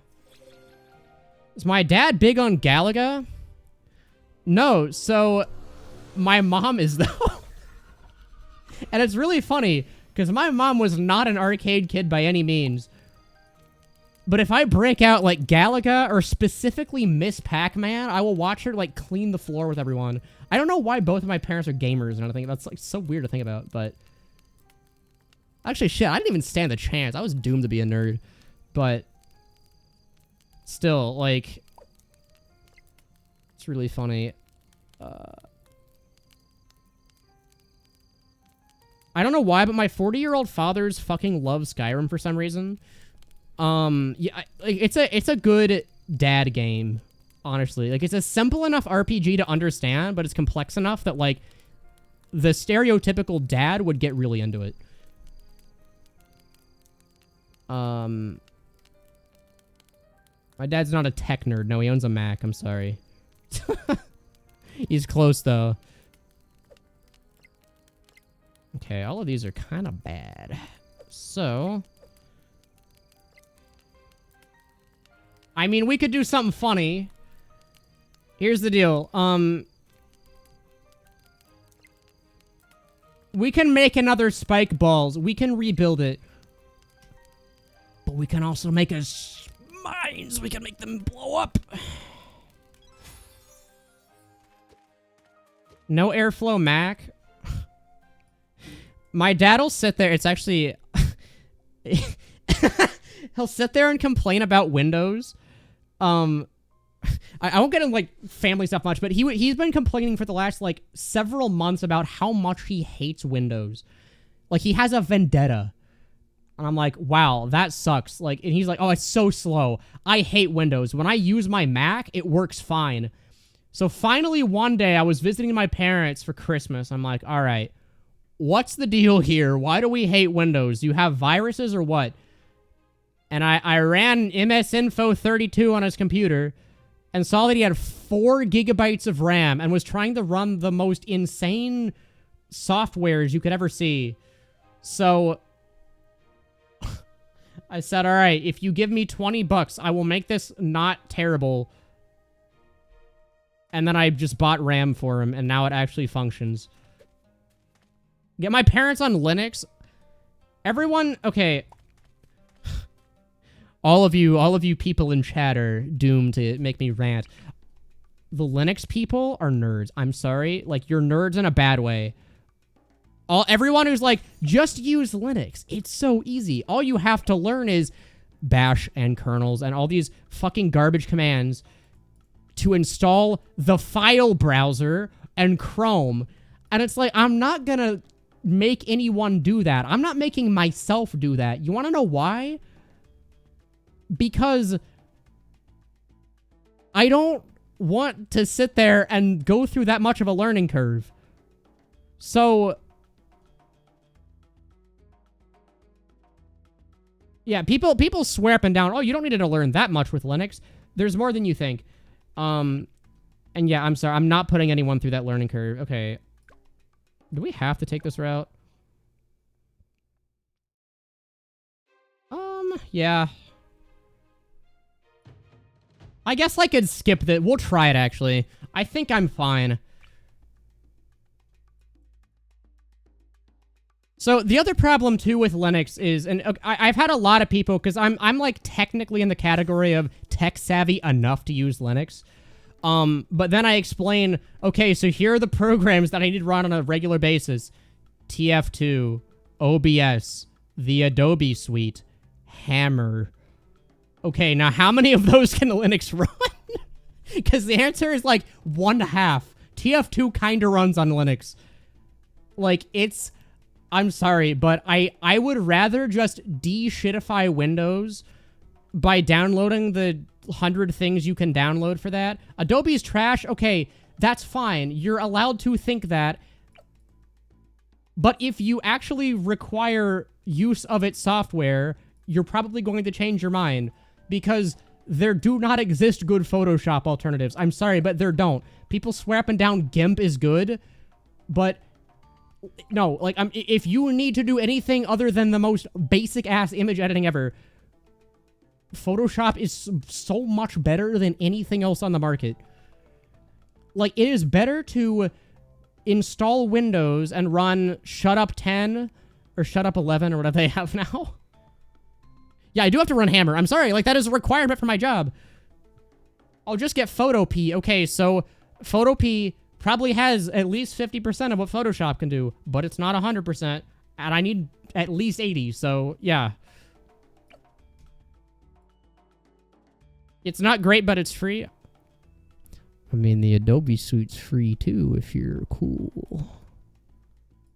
Just to get it, like, hypothetically, of course, I'd never do this, but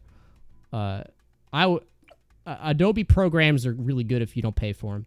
Anyway, yeah. I hate Windows with a passion, but it does have excellent software support. And that's the thing that a lot of Linux people don't understand, is that compatibility is like a real thing that human beings want. I'm sorry, but I'm not installing your shitty kernel and learning 5 billion commands just to get one program to work, when if I did the same thing on Windows, I click the fucking icon and it works. Like, yeah, I could do that, but why? The outcome is ultimately the same thing, and the only bragging rights are, oh, well, I have more privacy rights, so if I just disable all the telemetry using third-party programs in Windows, don't I have the same thing? Yeah, but there's bloatware. It's always running in the background. Okay, well, what if I want Windows Defender because it does its job well enough? No, shut up. Like, all right. Conversations with Linux people are very frustrating if you can't tell. Proton can run a lot. Okay, but Windows can run a lot. I just downloaded it and it works. Why would I want to go through the extra headache? And I know there's the App Store too. Mint, I think it's called. Or no, Mint is the distro. There's some App Store. Like, oh, Lutra, that's what it's called. Or something. I don't know. But it's like, I need really niche programs to run. Like, most of my job relies on me running niche programs. I'm sorry, but I'm not learning this garbage.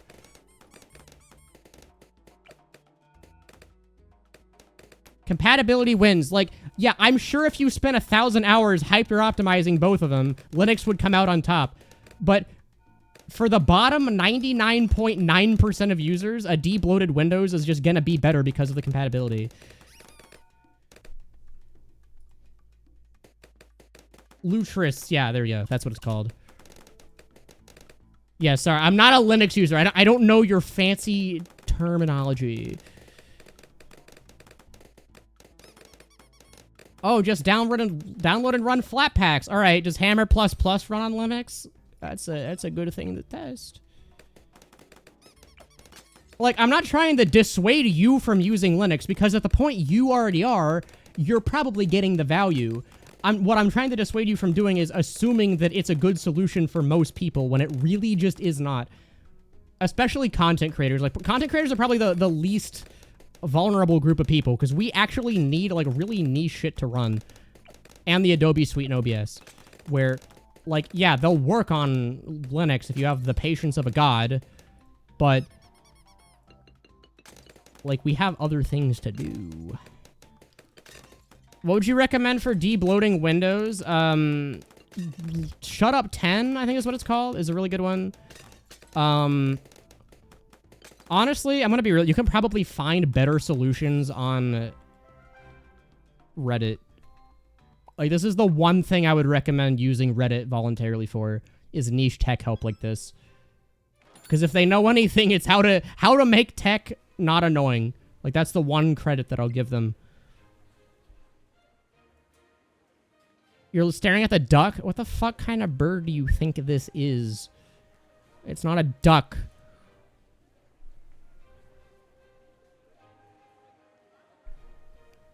Hammer's not available on FlatHub. Crazy. See, you're telling me all these alternate solutions, but I can just run it on Windows.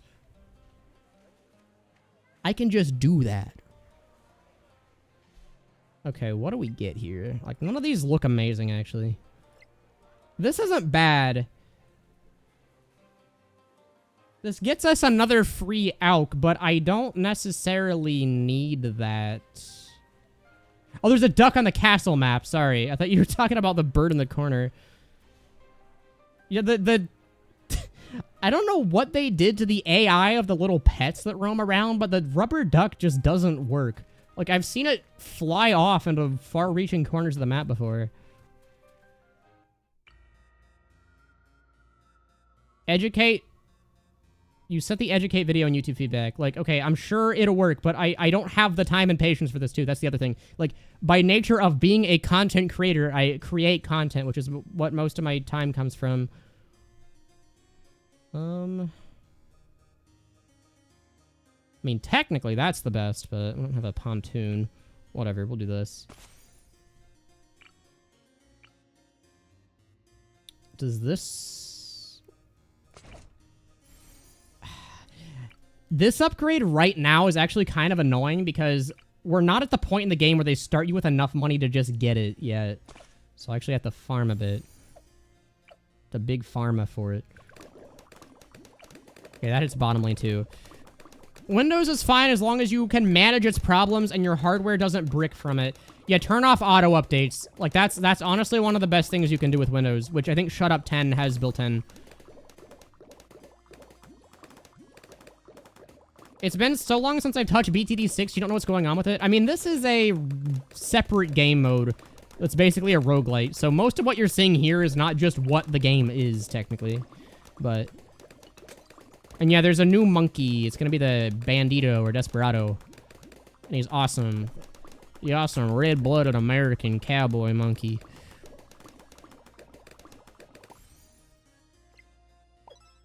I had to switch because Windows bricked my system 3 times. That's insane. Like, I have never had anything close to that happen. Nor have I ever had people that I know who don't use these programs had that happen. So I don't know how it happens at all. Maybe it just is RNG.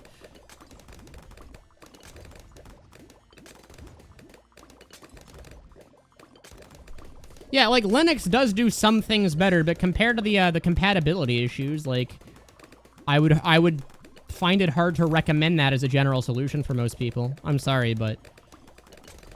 Do I think it'll be a new primary monkey? It would be really annoying if it is, because it looks like it's hit scan and can't increase its pierce from primary mentoring, so I don't know why that would be a thing. I can do this, too. Wait. Hello.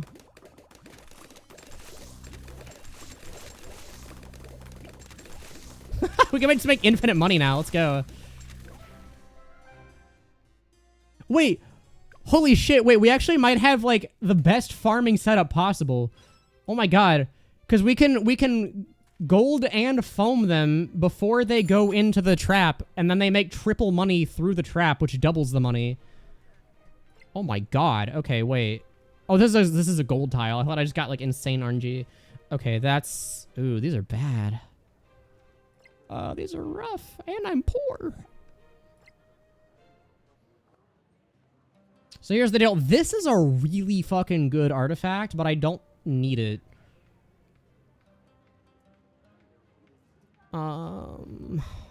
Yeah, the gold does stack with the trap. One of the best, like, farming strategies that's not farms is, rubber to gold and a balloon trap.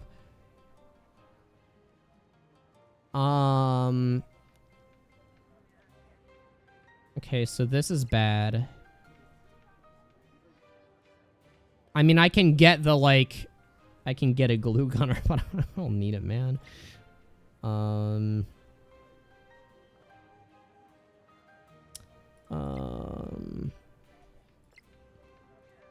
Ban a monkey from being offered with 2 charges. I don't know if that's worth 10, though. Like, that doesn't seem like a good deal.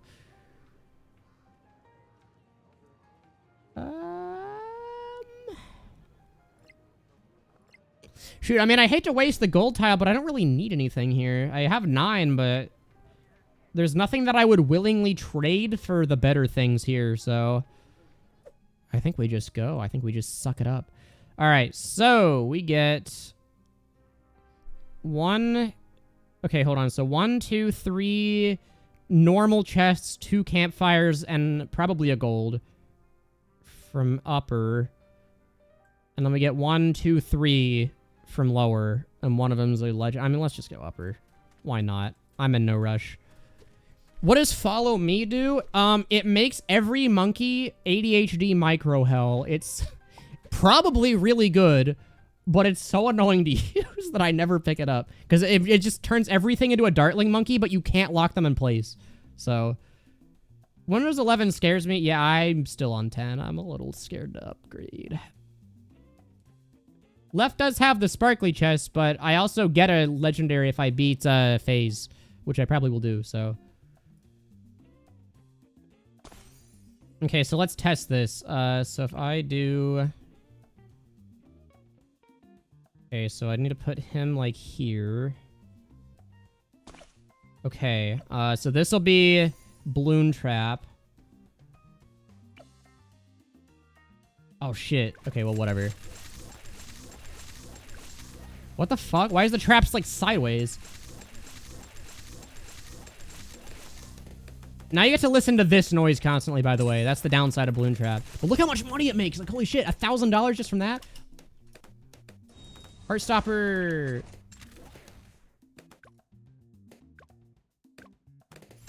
We're fine. Oh my god, wait, maybe I should just upgrade a Bloon Trap on a campfire. That's actually crazy. Hold on. Now we, like, increase the profits with our comm, and then... we put that here, and then we put this, like, slightly farther back.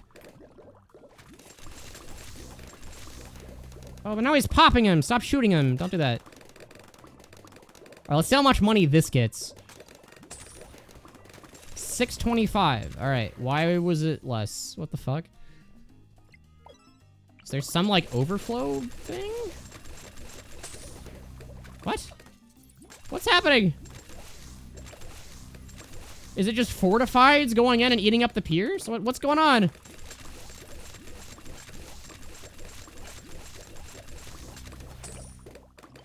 I'm actually so confused. Huh? How does this interaction work? I'm so confused. I used 7 until 2020. Windows 7 was such a good operating system.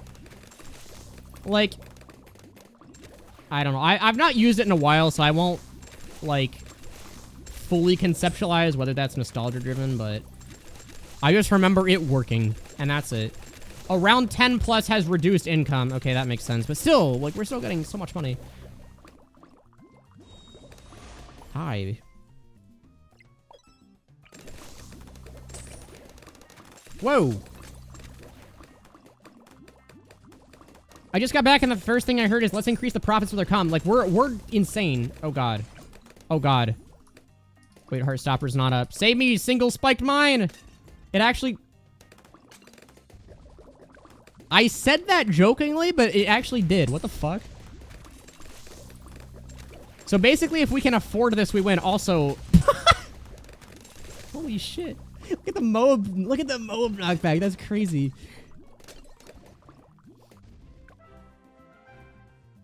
What in the world? I didn't think I'd see you here. What sucks, gang? I don't know. It's a good question. Sorry, I don't know your acronyms. I don't know what you're talking about. Ah, that's annoying. Oh, dude. Okay.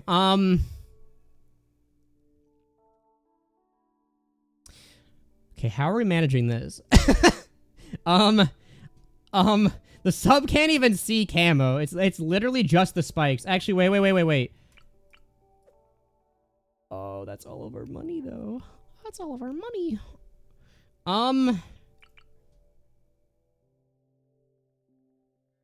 Okay, so it goes like that. Okay, so... we just need a pond. I just have to hope I get lucky and get a pontoon. That's so unfortunate. This map looks like a uterus. Yeah. Yeah, they got that comment a lot.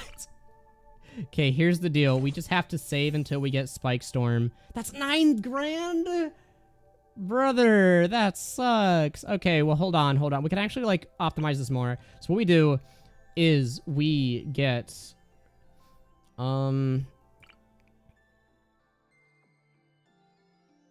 we just get this here, probably. And then... Man, I don't know. Eventually, it'll make its way to this. It shouldn't be that long before phase hits it, and by then it'll have spikes built up. I think that's the best strat. What's good? Nope. What sucks, gang? That's my... Also, WSG? How is that what's good? What's the S mean? What's good? Like, what the fuck? Okay, hold on. We can get range. Oh, it comes from that... The fuck?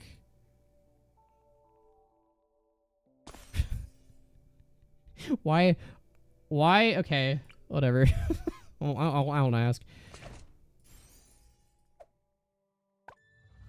I mean, at least you can restart the first round for free. That's not... Wait. We want normal? Close? Far? Wait, far works. Okay. Okay, wait. Far is actually going to shred this. Okay, this isn't as bad of a map as I thought. We might just get the rare, though. We need 43 for the legendary. But watch how much it'll die, like, instantly. Holy fuck. No, we still... This doesn't see camo. Are you kidding me? What the fuck, man? None of these do.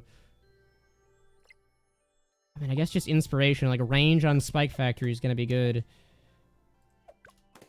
Okay, well, normal's the best we're getting for now. Then, please give me a pontoon. Whoa! I forgot he did that. Okay, so far sends there, so that'll be the next pile he hits.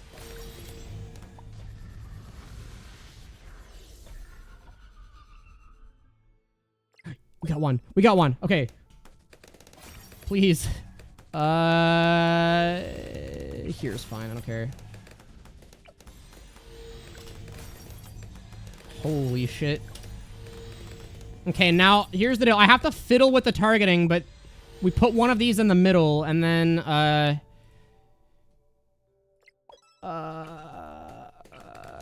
this is such a weird, like, challenge. Okay, let's actually put it here so I know exactly where close and far will be. Like, Spike Factory macro is one of the weirdest challenges in Bloons in general. Oh, God. Okay, wait, that changed targeting. Close is still fine, though. This should take a lot of layers off.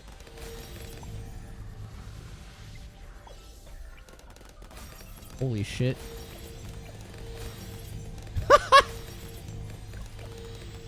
Okay, wait, back to... What's smart? No, smart's at the exit. Okay, so we can't use smart on that one. Get another spiked mines? Yeah, I'm going to when I have the money for it. I mean, I'm gonna wait for this one to, like, deal damage, and then I'll sell it and move it toward the exit. And we'll outboost that, and that might get us to 43. No, the targeting. Okay, so that's where smart is, so we'll just have to not do damage for a little bit. Okay, that's fine, though.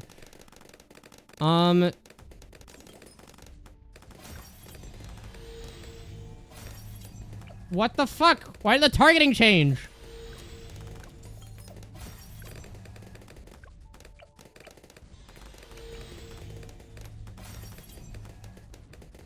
Okay.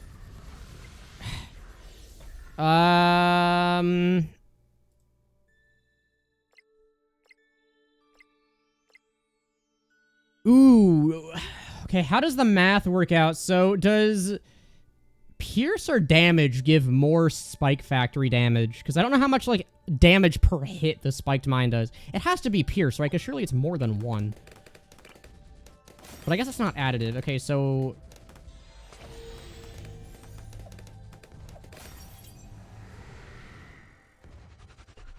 What the fuck even leaked?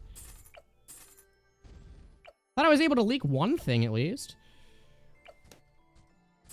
What? What happened there? No. Smart. Go. That's not smart. That's not smart at all.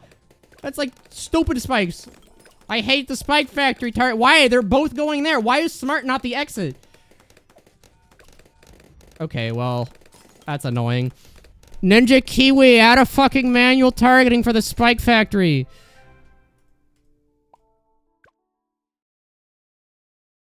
Oh, he pulled balloons onto the other track? What the hell? Ooh, that's just free ceramic damage. Sure. I mean, ceramics will touch the spike one time and explode. Okay, so we either get 2 things or nothing. That's hard.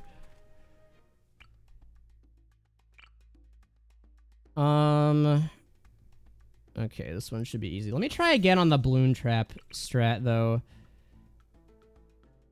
I don't even think we would... I think it would have been heartbreakingly close had we not had that, to be fair. So... Can we make it so they don't see the track, but they still are in range of it, technically?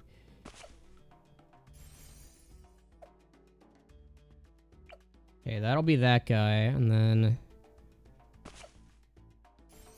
We can't even afford that. I was rewatching the video where we were gaslighting Zenith the What Fish into solving a map. Absolute masterpiece. That is honestly probably like my favorite concept for a video I've ever had. Like, the downside of it is that you can really only do it once. Oh my god, sorry. But once you do it, it's done. But I think it turned out like exactly how I wanted.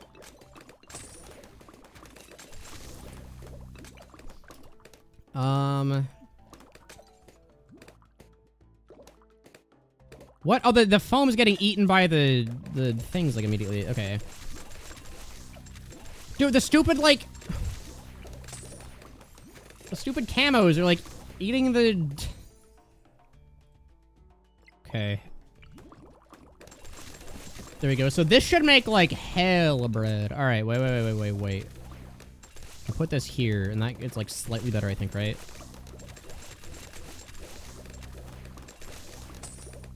It's still only 600. Okay, honestly, that's not as good. I don't think it's worth spending the money on the balloon trap.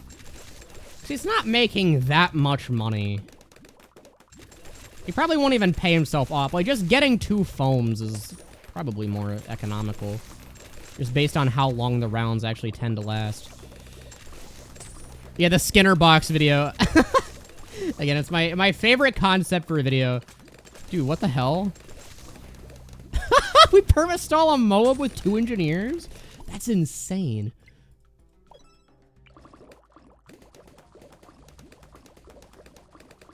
Yeah, just gaslight someone else. Yeah, but someone else has probably seen the video. It got like 600,000 views.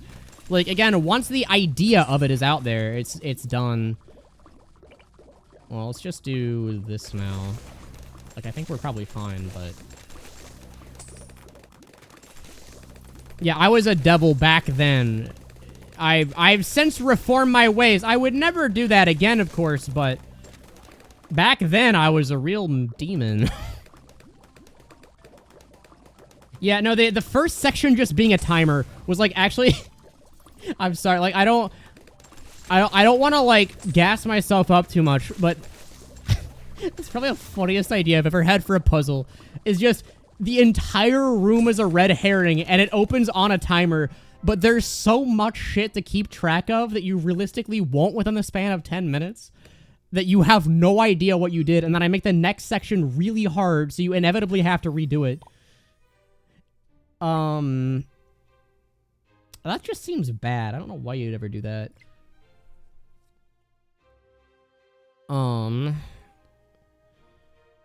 I mean, it's hard to argue with Pierce on the Spike Factory. Like, I don't just want to do with basic stat boost, but still. Hi, first time catching you live. Well, hopefully it's not the last. I intend on doing these fun streams a bit more often. I'll probably stream TF2 slightly more than I am. I want to save TF2 streams for video projects and do this to, like, I don't know, let people know that I do other games, but I'm quickly realizing, like, okay, well, it's probably more lucrative to spend my energy on, like, actual video projects, unfortunately. A different YouTuber did the same concept with a custom Super Mario Odyssey map. Yeah, Fur. Okay, so, you know what's really funny? When I even found out about Fur's channel, I think I'd watched the, like, Mario Odyssey hide and seeks, but I'd never looked at his channel. But the first time I saw it was because I got recommended one of his troll map videos, and this was after I'd already made my troll map, and had, like, it was like in the editing process, like finishing up editing for the escape room. And I'm like, what the fuck? We just have the same channel, but we're just channel reskins of one another for different games. Like, that's actually so funny.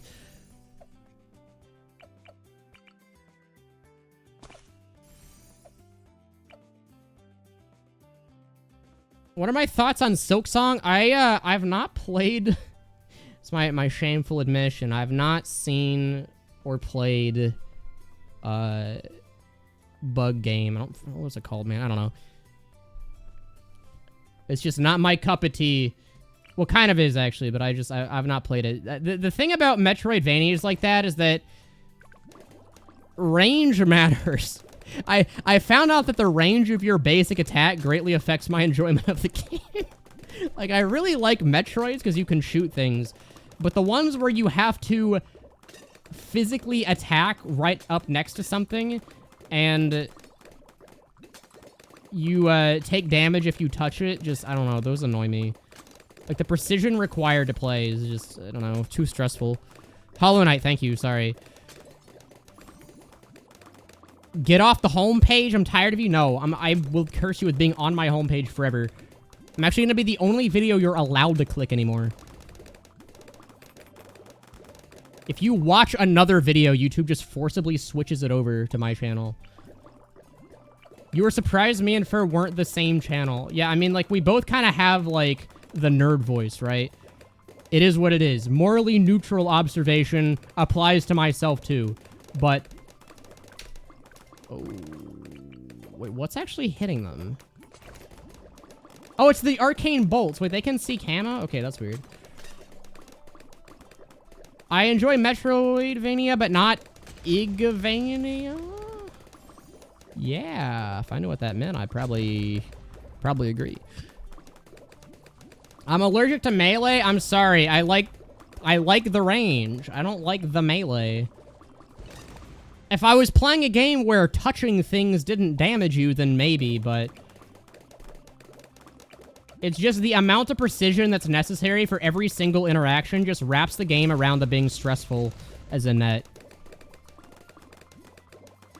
It feels like just the options are limited. I don't know. Sorry, that's my weird, like, take on it. Here, wait. Can we, like... what's far?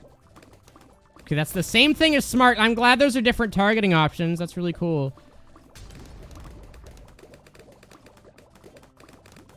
It's definitely a curse. Yeah, it's a curse. But, again, it's an observation, too, right? Like, if you got it, you got it. So be it.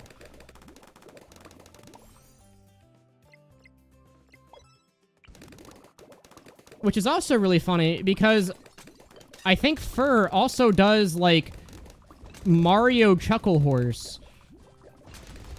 Which is pretty funny, because I started TF2 Hide and Seek because of their series. So it's basically just the infinite YouTube feedback loop at this point. Igavania means games by Igarashi, the guy behind Castlevania Symphony of the Night. Yes, smart targeting is like nearly sentient targeting. Like, we're almost there, but... what do we want here? Do I want to ban 2 monkeys? Like, I feel like that's useless. Let's just make the ones that I have attack faster. Yeah, I've not played actual Castlevania. I played a lot of Metroid, but I've not played much Castlevania. Again, the range is a problem. I don't know what it is, but one of them is really satisfying, and the other one just sucks. And also, Metroid has really fun movement. Like, that's the other thing, too. Venn diagram of Fur subscribers and Great Blue subscribers is a circle.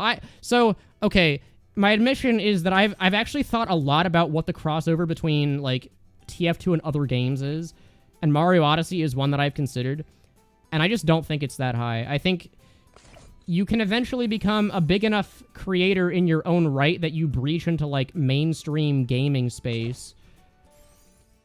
But in terms of just, would the hardcore fans of those 2 games overlap, the answer is probably no.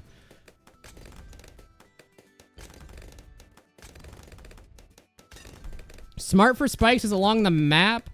Yeah, no, Smart for Spikes is further along the map, and Far is just farthest from the Spike Factory. Okay. Let's like, do the math here. If I upgrade to smart spikes, or if I change to smart, or not smart, sorry, far. What's farther? Is this farther or is this farther? They're equidistant. How does it decide? It's like completely random. I don't understand what it's based on at all.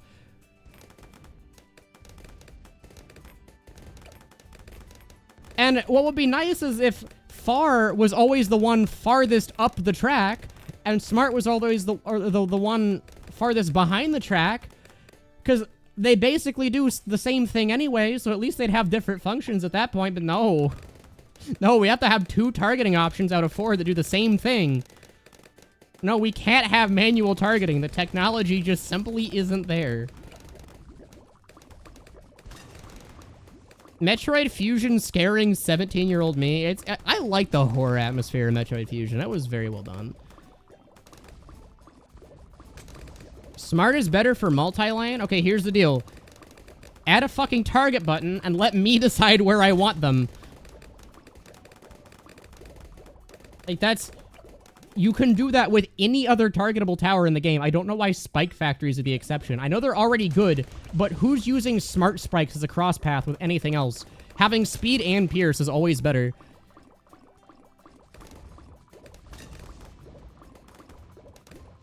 Smart is just far with path targeting. Yeah, but why can't far be different? Like, who's...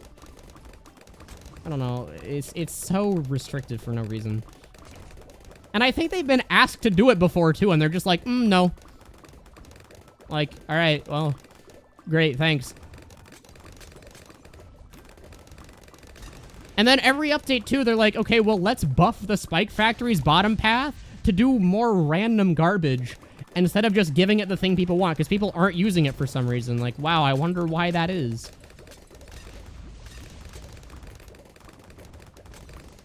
Metroid Fusion would slap with a remaster. Honestly, I agree. Honestly, even, like, Fusion on the, AM2R engine. Because, I'm gonna be real. AM2R, the fan game, has the best Metroid engine I've ever seen. It is, like, the snappiest, most responsive, fast-paced thing. It's awesome. Like, all you have to do is just recreate Fusion on there. Alright. What are we thinking? Let's get the yellow one. I like yellow. That's why I don't like Spike Factory's targeting sucks. I mean, they do their job if you just set it to close. Like, the only real targeting options are close and smart, basically.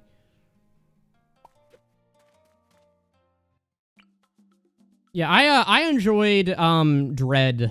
I think that's what it's called, but the only thing with Dread I didn't care for is that they just didn't go very hard on the music this time around.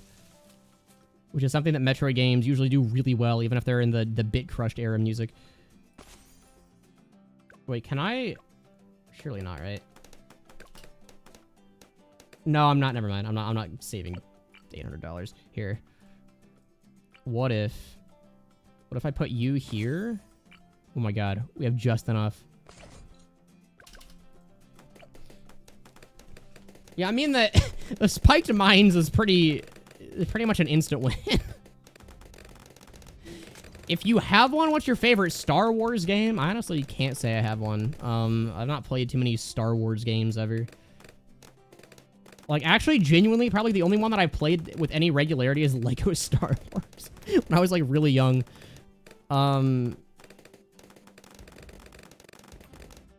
Yeah, I can't think of anything else. And also, I know Complete Saga's got the nostalgia glasses, but 3 is the best. 3 just had the best gameplay out of, like, any Lego game, especially Star Wars that I've seen. Holy shit. Do the Lego ones count? I mean, the Star Wars logo is front and center on the cover, I'd hope. The starting suit for Dread is the hottest Samus has ever looked. That's how I rank my Metroid games. What do you mean? Smoothness of movement? Game mechanics? I need to see the big titties in the spandex.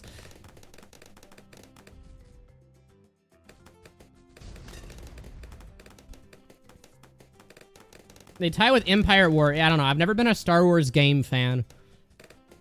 I've been, like, a medium amount of Star Wars fan. That's about it. Spike Factory. Oh, we're not... we don't have the foam. We don't have the cum. Midas's cum. We're not going to be able to get money this time. Metroid Prime 2 Samus, best for Gooners because you need to play the entire game for the payoff. No. You got to play Zero Mission because the faster you beat the game, the different art you get. And generally, each, like, speed tier of art has her with less clothes on, with the final one just being, like, her classic bra and shorts. So if you want to see it, you gotta get good at speedrunning. Sorry to break it to you, but that's your... You gotta earn the titties.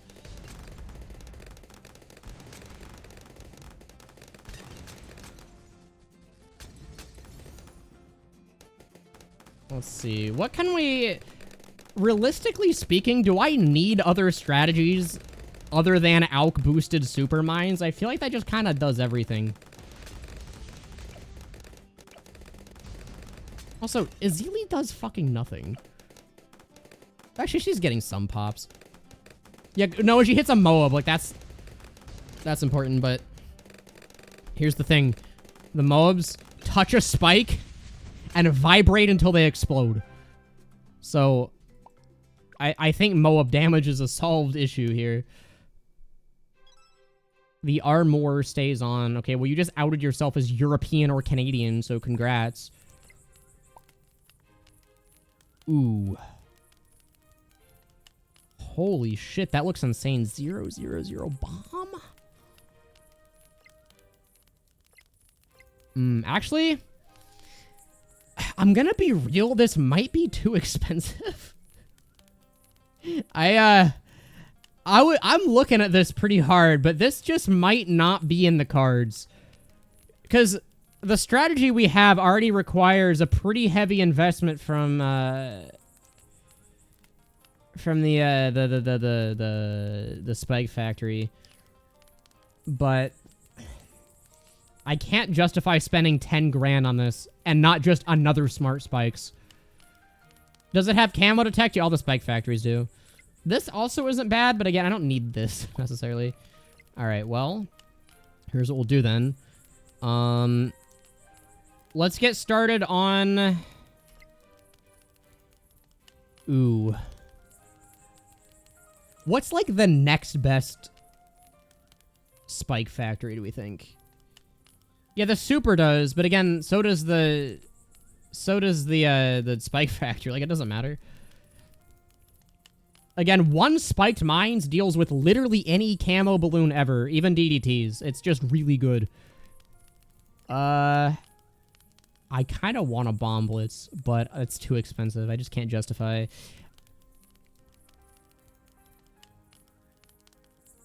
It's less that they have camo detection and more that the spikes pierce camo. I mean, here's the deal though, right? A lot of things that should hit camo, like a lot of the indiscriminate attack monkeys, like Dartling and Mortar, can't. So spikes clearly are doing something different. Okay, so what's like... Yeah, Carpeted Spikes doesn't seem bad at all. Mainly just for bosses, so I might build toward that on, like, the second one. And I guess we could get Moab Shredder, too, but we kind of have the everything Shredder already, so, again, I don't know if that's necessary, per se. Mortar cannot hit camos at base. You need to... I don't even think it has upgrades. It's such a weird tower. Like, we could go for deadly spikes too, but again, that's not gonna be as good as... Fuck it. Well, we'll do this because I do need a solution. I think Spike Storm's a good solution for bossing, so we'll build toward that on here. Gatling does have an upgrade that allows it to hit camo. The Dartling does, yes.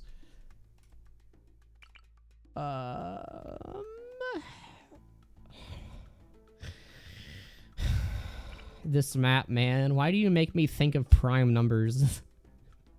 The math lesson math. Great.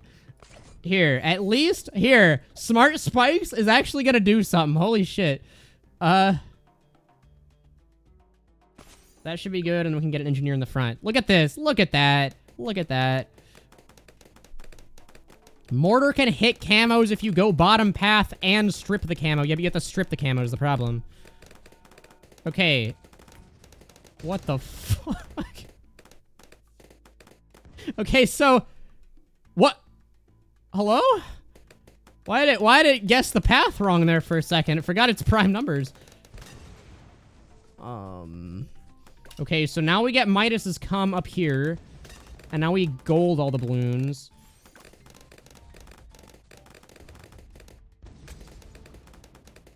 That's actually crazy. Like, this singular tower is probably, I think, the best that I've had in Rogue Legends so far.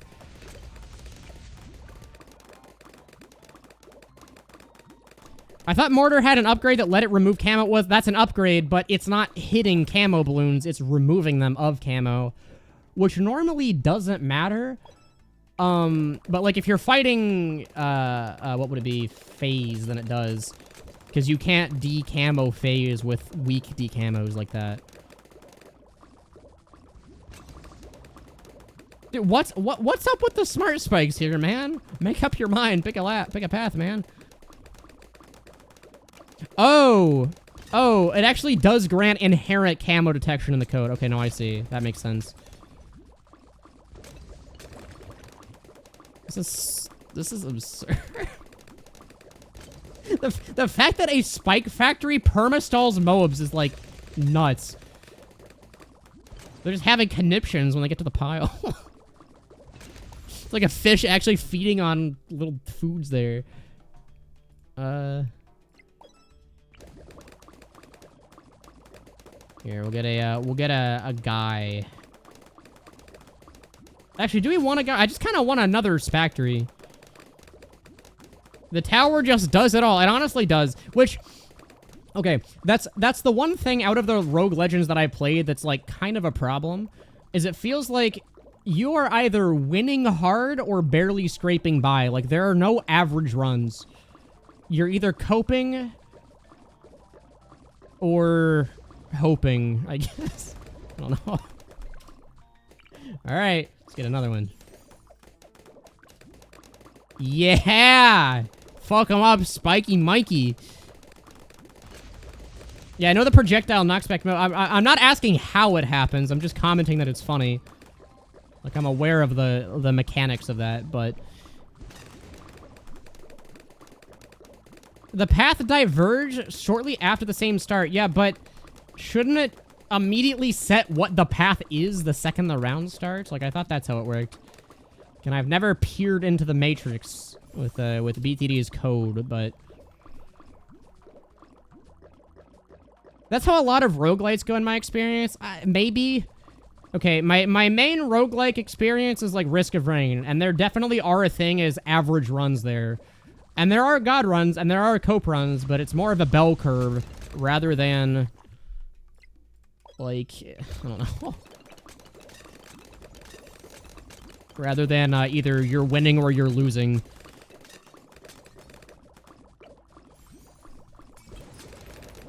Okay, this is... And like, it's had like 50 updates. I would not expect it to not spaghettify. The updates have very rarely overhauled major mechanics, though. That's usually what causes spaghetti code. Why are the Moabs fish? Cause I like fishies. What's wrong with that? Are you saying that's wrong? Is that what you're implying? That that's a negative thing? What's wrong with fish?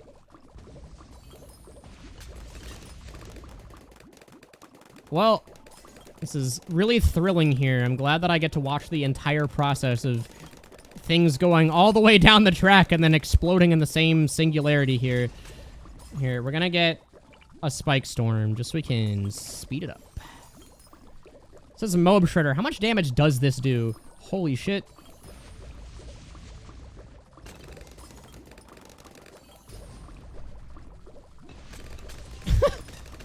Okay.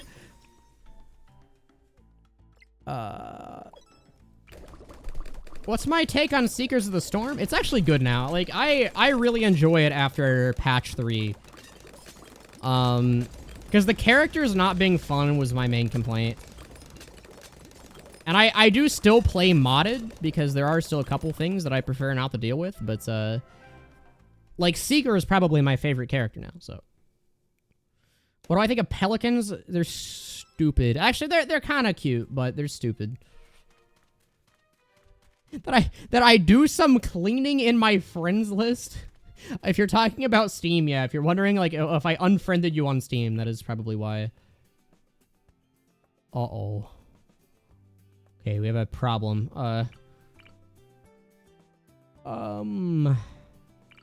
I'll get Essence of Phase. Actually, once I get Essence of Phase, then I can actually start using my, my doodads here. But until then, we are a little cooked on what strats we can use.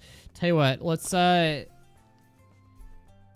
I'll just position this in such a way where it's gonna be shitty for one path and good for the other, and we can just save up for another one. That's all I got. Alright, and then...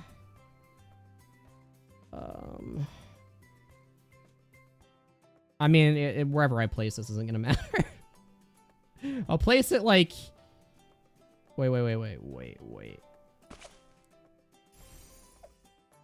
There. Okay, nice. If I can make a Bloon Chipper Paragon, what would it be and why? The normal tier 4 Bloon Chipper from BTD5, because it was just that good. Like, I kind of get... A lot of people were upset about not adding Bloon Chipper into this, but I kind of get it, because I don't know how you would balance that. It was so good on tier 4s. Let alone tier 5s, which you would have to add to this game. It'd be so busted. It's just a built-in permastall for everything. And they kind of did it with the Mermonkey, but that got hard nerfed. Because they realized, like, oh yeah, it's still really busted. Okay, I need to, like... Okay, quickening's fine. Kind of want inspiration, but... Pelicans are IRL ghastly. Yeah, they're just kind of little nuisances a lot of the time, aren't they? Also, I don't think it matters this is in a shitty spot. I was kind of concerned about this not doing its job. But, which tier 4 Bloon Chipper? Either one. Super Wide Funnel, I think, was the most busted, but the other one was... even still pretty good. Because you're either permastalling not Moabs, or permastalling Moabs. Which is, like, great that you have to make that decision and all. But you can just get both of them. Because they weren't that expensive. And if they're getting Pierce Cap, just get another one. Like, the nature of them being tier 4s allowed them to be spammed, which was kind of disgusting. Alright. Oh, legendary inspiration. I feel so inspired.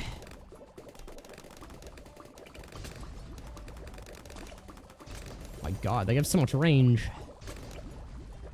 What's my opinion on the National Biscuit Company? I'm not British, bro. I don't know. Oh, I don't got opinions on me biscuits. Sorry. Blue Paragon would be really good as it would stall everything, do big damage, and weaken. Yeah, I mean, and it would be really cheap. Because usually Paragon price is based off of the price of the actual towers. But I don't think they would add Blue Paragon. And unless they've already announced it, in which case I look stupid. Like, if I just had to guess what they would add, I don't imagine they would do that. The colonizer accent? Well, I think it's just a British guy. That just Barry 63.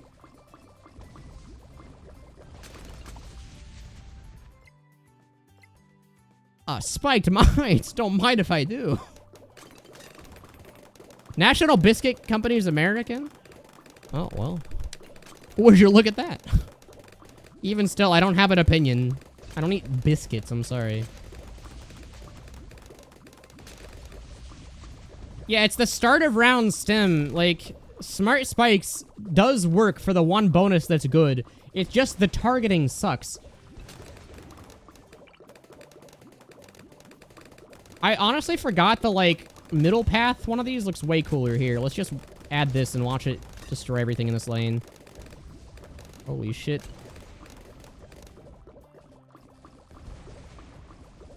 They make cookies. Yeah, that's what they call biscuits in Britain. Can't you see why I get confused about that now? Next balloon tile, we'll start having DDTs. Yeah, we have spiked mines. That's alright.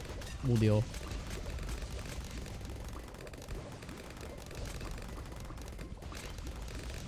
Oh, okay.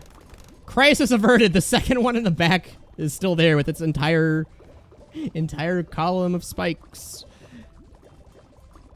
Great Blue looks like the type of furry to forcibly colonize native lands. Well, it's not really forcibly. I mean, they receive benefits, you know.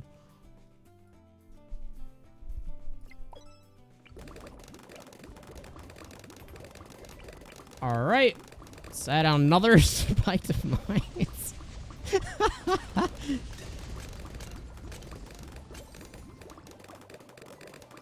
Well, they have to make it past 3 giant exploding spike piles on this one.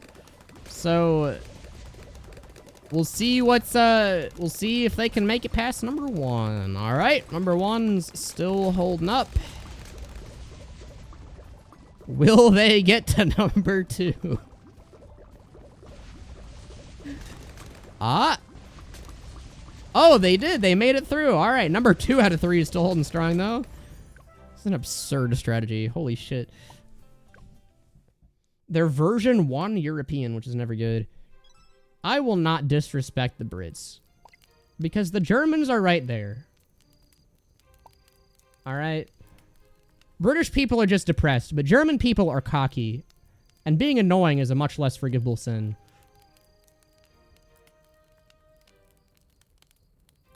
None of these look good at all. All right, let's continue with the plan. All of my upgrades have just been stat increases. It's kind of sad. All right, here's what we're doing. Gonna get this, and then we'll finally get a carpet of spikes, and then we'll be good. Yeah, French people are annoying too. I agree. I love making hasty overgeneralizations about entire groups of people.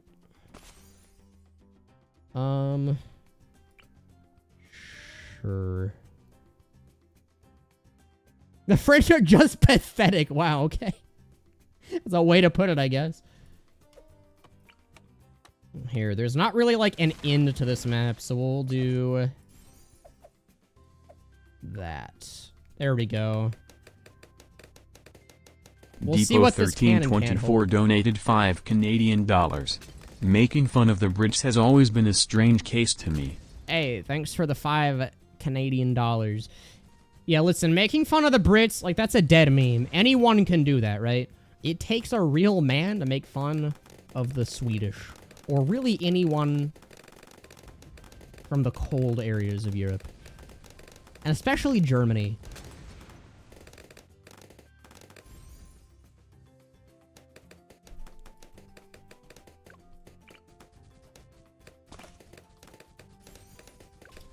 Oh my god. I'm still poor. I keep forgetting how good the gold actually is. Like, 3 times value for pops is absurd. the fish, like, nibbling on the food there will never be not funny. How long have I played Bloons Tower Defense 6 for? Basically since release. Because I happen to be really big into 5 when they came out with the 6th one, so I just swapped over. So I played most versions of this game, and I took a break in, like, probably, like, 2021 to 2023? And then I came back to it after I saw they added a bunch of stuff. I'm trying to remember. I don't know. It was some version. I'm trying to remember what the most recent thing that was added is. I think the Beast Handler was one of the things that was added while I wasn't playing. Because I remember seeing that and wondering, like, what the fuck was happening. Which, to be fair, I still think about. Like, I don't know what the thought process behind this tower is, but... yeah, Bloons TD6 was awesome. And this game, like, holds up. Again, they've continued the streak of just making every Bloons game, like, significantly better than the last one.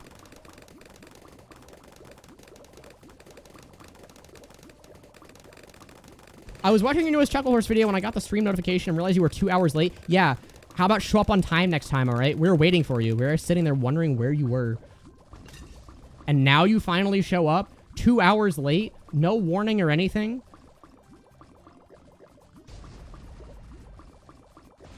All right. Into the pile they go.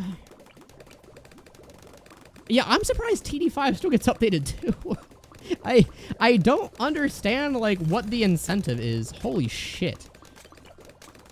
Oh my god. Wait, these actually might be better than the spike factories once I get innate camo on them. That's insane pushback. We'll do damage, because I want to kill stuff faster. Well, I failed. Yeah. I dropped TD5 after quite literally all of my purchases got reverted. What the wait, that sucks if that happened. I honestly would just keep pestering about it. Or make a big stink about it on, like, Reddit or something. Some forum that the Ninja Kiwiers actually use. You have more fun with BTD5. See, like, I can understand why, but I could never see myself being the same way. Like, it's not a fundamentally different type of game. I think the appeal is still pretty close, but, I don't know. The stuff that 6 added just makes it such a tactical game that, I'm honestly not sure how I would be able to go back. Like, this is probably one of the most in-depth strategy tower defense games I've seen.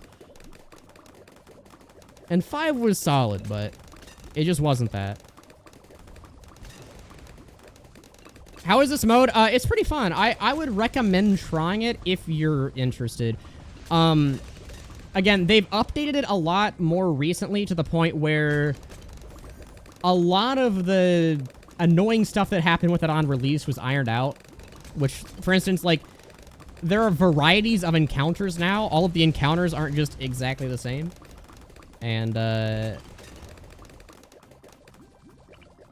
I think that's the main one, actually. But, they've also added some other artifacts that are pretty good. So there's more variety in runs. I still wish they'd balance it a little bit, which I know, like, it's a roguelite, right? But, the main concern with the balance is that, like I mentioned earlier, you're either completely destroying the entire game with no remorse, or you're struggling the entire way. Why would I want this? This is the most, like, pointless thing ever. Let's see. Super monkeys on a door, like, all of these are bad. I'm just gonna take this and sell it, I guess. We'll get the free super monkey, and then when I get to the shop, we'll trade that in and keep the super monkey. Have I black bordered any maps? Oh, dude. What the fuck is this? Yeah, so I black bordered, like, all of the standard, all of the intermediate, most of the advanced, I'm pretty sure. Okay, actually, I don't think a couple of the intermediate ones are black bordered, because I honestly just couldn't be bothered to keep retrying on, like, shoots, but yeah. Pay to play mobile games outpace the free ones by such a wide margin. Yeah, like, the thing too is that BTD6 is good enough that I would barely even consider it a mobile game. Like, I am willingly able to play this on PC. Whereas, like, other mobile games, I probably wouldn't. I would have no reason to if it's not just wasting time with my phone out. But this is good enough that I would. Dude, what the fuck, man? Okay, so this has to be my main damage. Wait. I forgot about... You can actually see which lane the boss comes in because it's highlighted. There's like a little thingy. This is rough. Okay, yeah, lane 2 has the boss. I forgot that was like a thing. Here's the deal too. The boss speed is proportional to the level, so he'll actually be at the entrance for a bit, so we can smart spike this on close. And then, I don't know, man. It's just, the map just sucks. It's to counter the spike strat. It's the counter to my ability to have fun strategy. Muddy puddles. Oh, dude. Okay, I can't greed. I'm gonna have to... Here's what I can do, too. I'll just put this on smart, and that should work for most of the, like, not that balloons.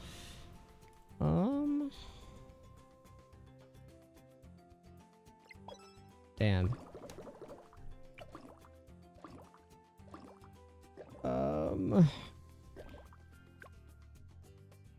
Okay.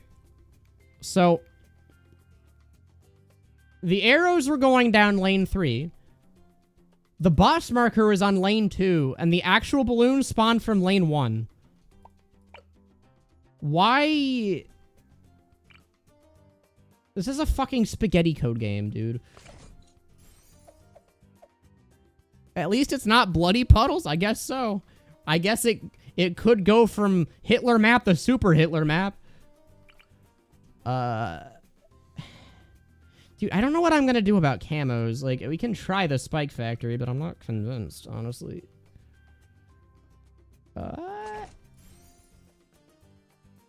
And then I guess we do... well, that sub can't even reach. Dude, okay. Maybe just this. I mean, this doesn't see camo. We should be fine, right? Surely there won't be camos. Okay, we know we're not getting anything better, so... actually, precision's not... whatever.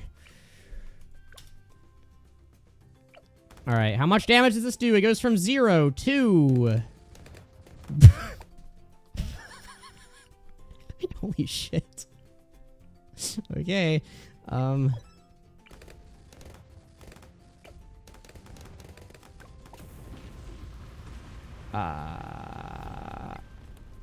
Oh, if this was middle cross path, that would have been so good. Oh,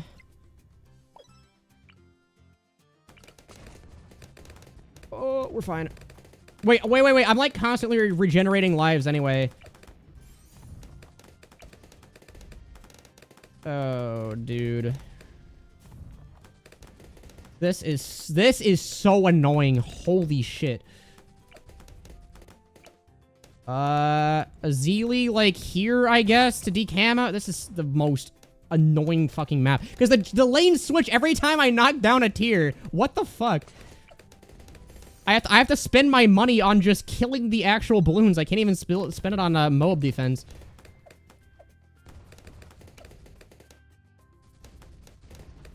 Here. We can try to alk buff this too, maybe. Yeah, 1,500 damage in like half a second. I mean, that's the power of spike piles in this game. The most insane boss damage strategy. Is it ripping a life off every second? Yeah, so I have the artifact that... It's still really sketch, bro. I have the artifact that makes it so every time I lose a life, it only takes away 1. And all of my lost lives regenerate at the end of the round.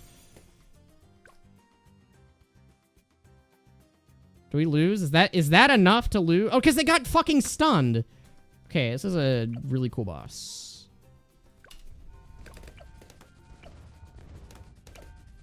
I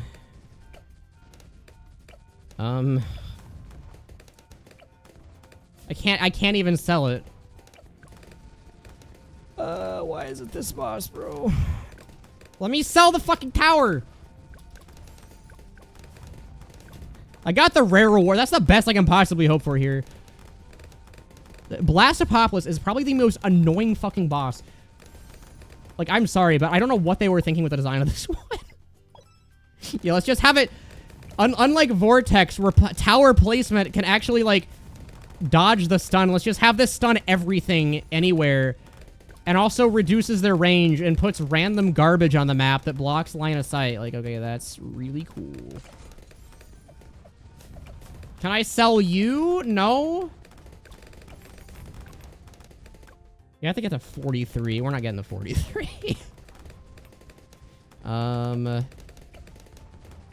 I please fucking sell this? it was like open for half a frame there. Okay, I just need a key mash. Yeah, Blast is the anti-fun boss. Like, I just don't even do the Blast Apocalypse boss weeks. It's just so boring. Like, I feel like Blast was people's answers to the veterans are getting too good at killing the bosses. Let's see them take a crack at this wise guy. Like, that's the only thing I can think of for why they would do that.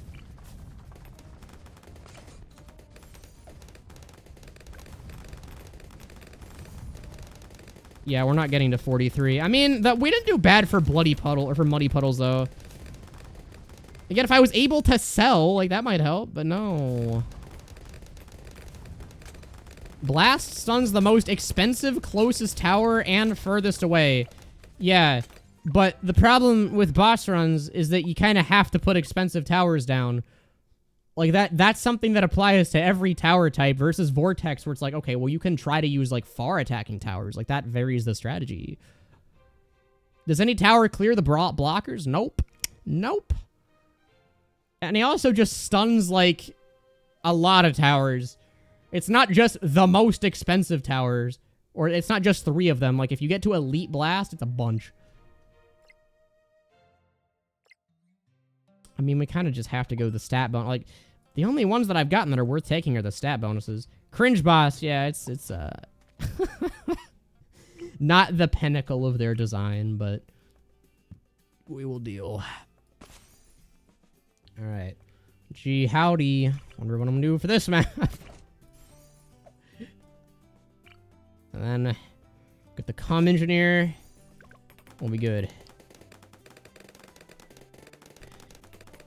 Yeah, it's just the mortar boss. It's like the amount of strats that successfully deal with him. And also he has the overheat meter too, so it's like you can't even try to kill him fast. I don't know. I don't know what they actually want you to do. Like, that's the only strategy that I actually don't know what the strat is supposed to be for.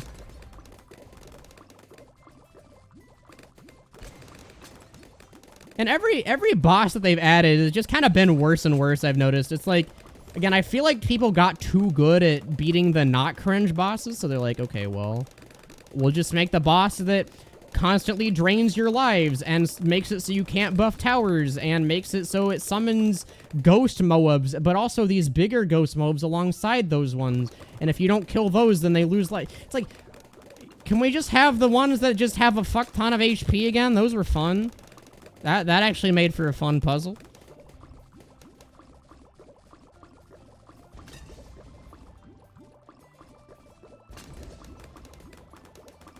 Blast stuns 1 tower. It stuns like 3 on normal and 6 on elite, I'm pretty sure. And it also resets your ability cooldowns and adds line of sight blockers and restricts range. It just does like too much. Like, at some point, the challenge isn't what's my strategy, it's what does this boss even do? Oh, I forgot it does that. Okay, well, that won't work then. Can we save up for Bomb Blitz, I wonder? Is that actually possible? Let me get another cum monkey.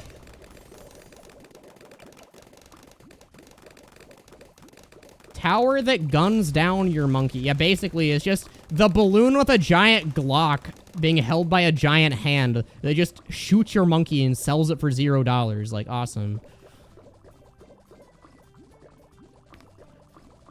No, I like the tower that guns down your monkeys. I think the Desperado should be an outlaw because he just kills your monkeys. Alright, we're gonna try for Bomb Blitz. I actually don't know if this is doable, but... I need 30k. I can sell this for 6.5. Alright. Bro thinks a big HP bar is a puzzle. If you make it big enough, it is, because the puzzle is, how do I even do that much damage on this track? And even the slightly jankier bosses like Vortex are fine, because it's like, oh, well, you can form your strategy around how do I deal damage from far away? Or how, like, what's the other boss called?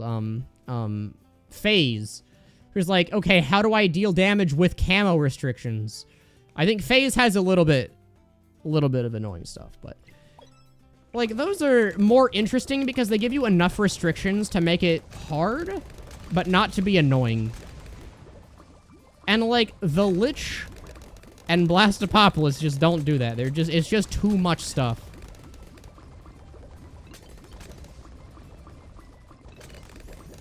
Okay, I don't think we're getting 30 grand. And even if we do, we don't have camo detection, so I don't think it matters. Too bad it got cheesed by the Spikeagon. The Spike Paragon is a very dangerous thing to add to the game, because you know for a fact the next boss is going to be, oh, removes all projectiles from the track, and if you have a Spike Factory, just ends your game immediately, because fuck you. And also, if you have farms, it just deletes them. So you have to farm with sniper monkeys or something. It's like, okay, bro. Why did I take that boon whenever I have 0 magic monkeys? Oh, because I have a permanent artifact called Essence of Dread Bloon, which makes all monkeys count as all categories. So the boosts that I get apply to everything. Like, it is probably the best enhancement in the game just because of that. Ooh, wait, we can do it. But I don't have camo detection, so maybe I sell these guys instead, actually. I mean, they decamo, but I don't trust that.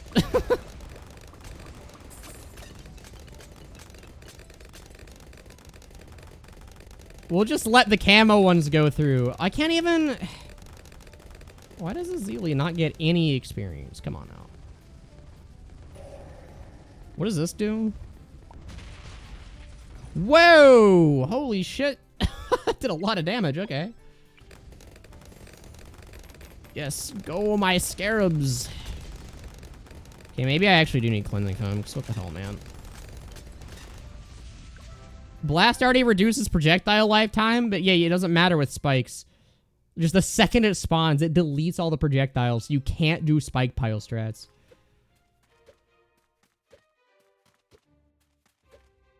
Yeah, no, I would disagree that a health bar isn't a puzzle. I totally think it is.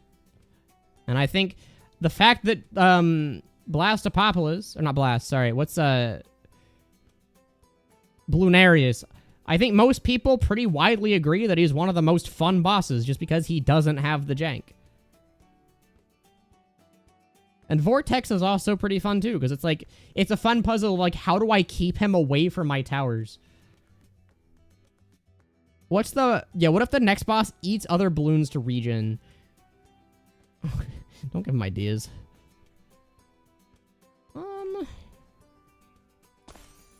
Does it really matter where I put stuff? I don't think it does.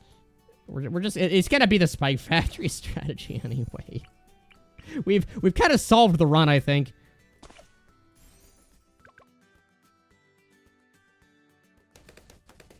What about Gymcraft? Okay, I don't know what people are talking about anymore.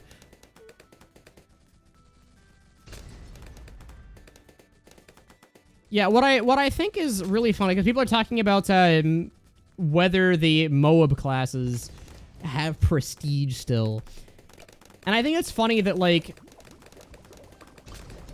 what was the previous threat, or the previous, like, biggest threat in the game and the older games, is basically just nothing anymore. Like, okay, not nothing. Like, ZOMGs are still something to be concerned about.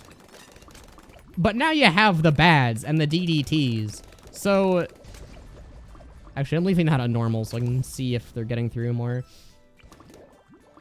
Yeah, I don't know if that's even a problem either, because I think they do it in a really good way where it's like, oh yeah, there's more, like, power creep in the game compared to the last one, but it's not like that makes the game less hard. We can just make the Moab show up earlier. And then it's a challenge that you have more tools to deal with, but it's more apparent. So now we've turned something that used to be a threat just because of the lack of options into a threat because of the resource management you'll have when it shows up, which I think is great. I was listing games with the entire in-game resolving around solving enemy HP. Okay, I see.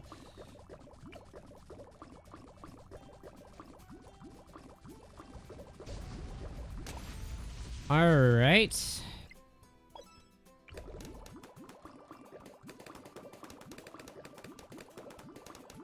Add 50 new monkeys and just see what happens. Yeah, if they ever make a BTD7, I'm gonna be terrified of, like, what abominations are in that game. Because we already have, like, 40 monkeys in this game. And they've made a good job at making every monkey do something relatively different. But I don't know how they would balance that for BTD7. I'm gonna be real.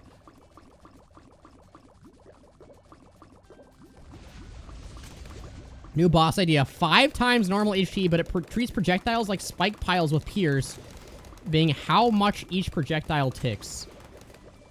Yeah, so I just said arbitrary fuck you to people trying to get good times on bosses. Like, that's not what we need with bosses at all. I definitely want to be careful about the argument of, oh, competitive players ruined XYZ thing, because I think usually that's misplaced.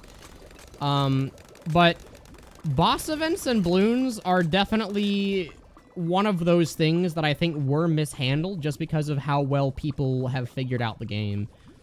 To where it's really hard to get into bosses anymore, I'd imagine, just because the quote-unquote basic strategies that people have are so easy, comparatively, that they have to make them super incredibly hard.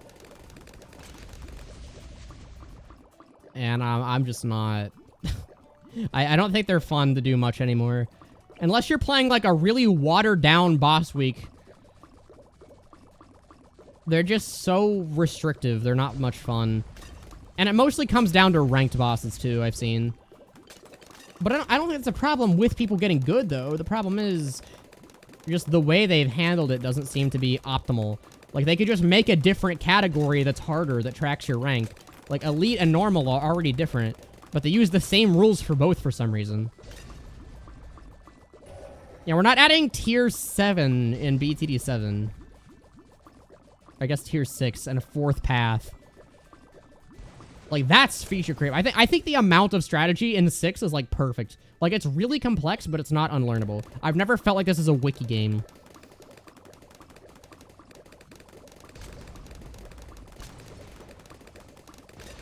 Competitive players ruin League of Legends. I don't think anyone would play League if not for competitive. I'm sorry. The gameplay loop sucks. That's like saying competitive players ruin Counter-Strike. It's like, okay, well, the entire game is only played because of competitive players.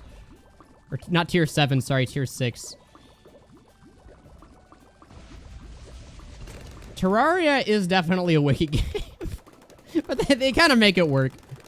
Half the fun of Terraria, honestly, is just like, holy shit, I didn't even know this was an item. And that's still my opinion on, like, 1.3.1. And now there's so many more stuff that I've never seen before. And still get enamored by, because I just didn't know about.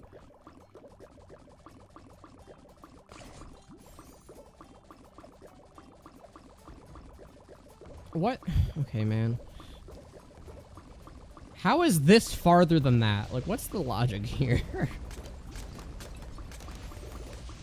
Well, I heavily disagree with competitive players ruining everything. I do believe Ninja Kiwi is focused in the wrong direction for a long time. Yeah, no, like, again, I'm not placing the blame on the players who got good. I'm placing the blame on Ninja Kiwi for not properly catering to 2 very clearly different audiences at the same time, which is doable because you have 2 different menu options in a menu. Like, it's pretty obvious in my opinion, but they're like, no, it has to be the same event for casuals and competitive players. We can't have it be different, which I just don't get. Bloons gets boring after like 5 hours? Some people's brains just aren't wired for peak, I'm sorry.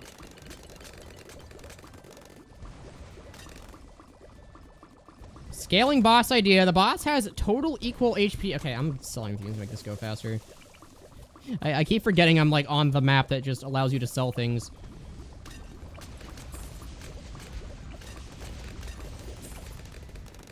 Yeah, but the boss has total equal HP and all bloon properties of all of the Bloons collectively from the previous rounds. No. We don't need more bloon property bosses, please.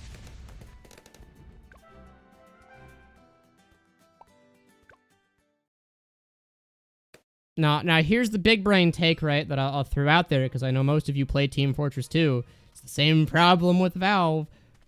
The competitive players ruined nothing in Team Fortress 2.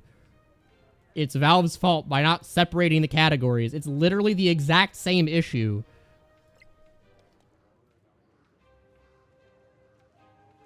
And before someone says TF2 is a casual game, this is fucking Bloons Tower Defense. Like, I don't know what the argument there would be. We're just gonna knock that one out before people can even think of it. Let's see here.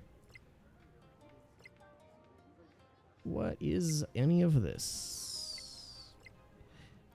Garbage is what it is.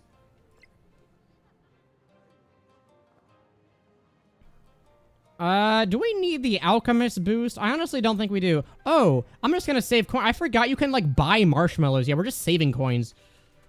Because I still need to unlock the ability to bring in all the stuff. The problem with Valve is they're allergic to change. Yeah, I mean, well, nowadays. But there is, like, a fairly large group of people who's like, well, the people who play TF2 competitively were the ones that ruined it. But it's like, nah, there are better ways to handle the split between casual and competitive than just removing the split.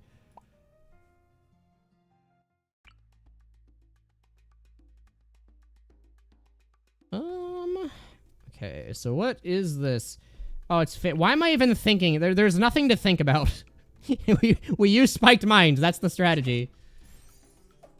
Okay, close first. Does Azili decamo the phase? Or is hers considered a weak decamo, quote unquote? Oh, also this. We have this too.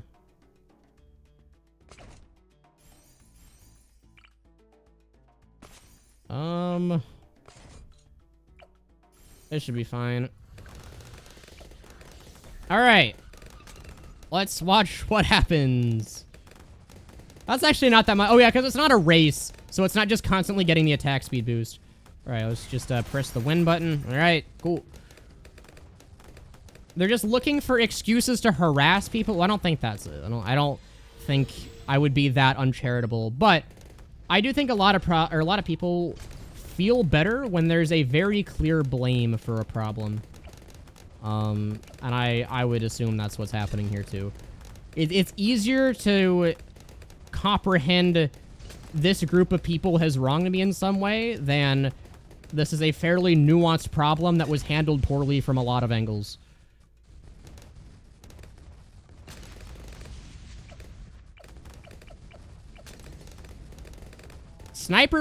Wait, supper monkey is so bad? The supper what does he just eat food? His specialty is eating dinner?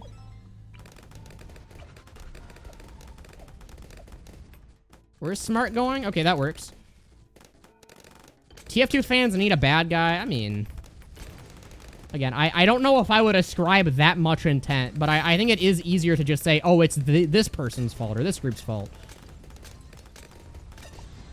Like, I don't know if people are trying specifically to create a boogeyman. I think that's a little bit too psychoanalytical, but... Alright. You're out of range of my factory. The super monk is good? Alright, who would win between the supper monkey and the super monk? Like, just a really genetically gifted guy that lives on, like... A monk that lives on a mountain versus... normal monkey that eats food.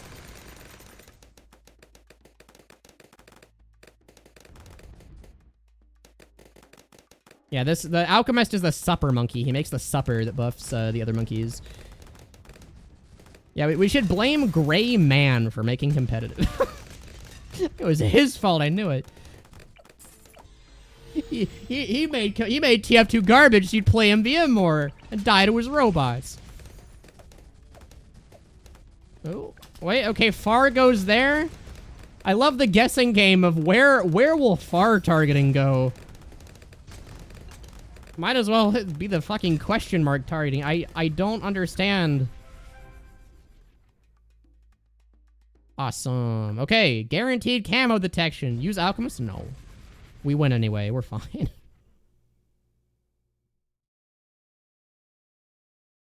It may feel like the majority of players are antagonistic because the minority of players are actually silent. I mean, yeah.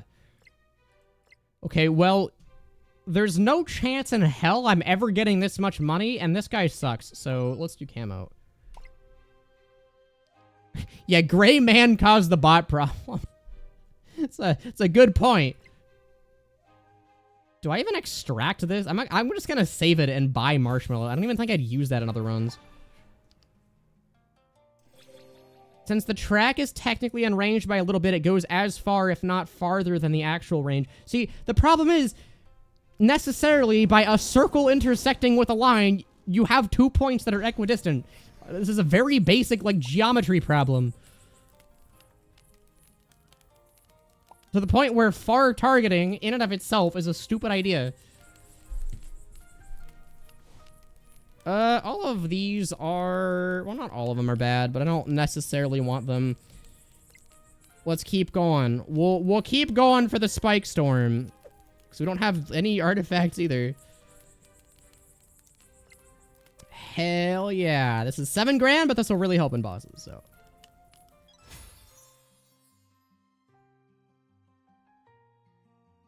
Does far target the closest to the edge of the tower's range? It's a circle. There's no closest edge.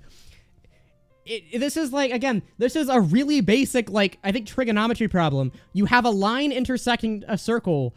There is not one point that's farthest away from the center. There are always going to be 2, no matter which way the line intersects.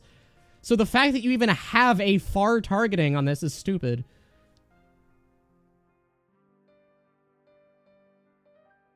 That's only Euclidean geometry. Okay, well, I don't know if NK is expecting us to process like the 5th dimension here to play Bloons. Ooh, I see double gold tile up that way. Wait, what? What map is this? I've not seen this one.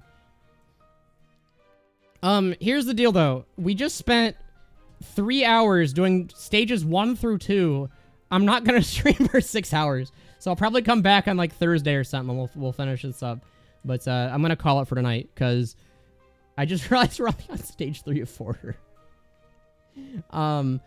Depends on if there are 2 lines. Literally, you can put an infinite number of lines intersecting through a circle, and if you're asking what point on those lines is the farthest away, there's never just going to be one. So automatically, in order to make far targeting consistent at all and not just random, you have to make it unintuitive. Yeah, sorry. It was a fun stream, but again, I'm not streaming until 4 a.m. doing this. It's already 1 a.m. my time, so we gotta wrap it up. I don't get it. Listen, it's too hard of a concept to explain. I might boot up MS Paint to show you if I was, like, less tired, but it's only 11:20? Okay, well then move. That's a stupid time. It's a stupid time zone. Don't live there.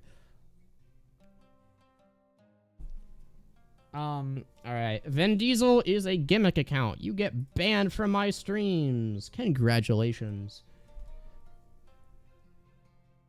Yeah, EST moment, basically. Here, I have to pull up my stream just to ban the gimmick account. I hope you feel good about this.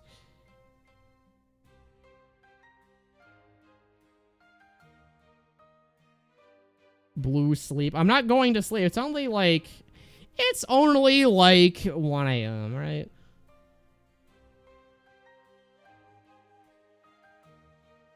Alright. Anyway, that shall do it for Bloons Tower Defense for today. I'll be back on, like, Thursday, hopefully. And then we'll do Plants vs. Zombies again next week. Also, we might do TF2 again soon.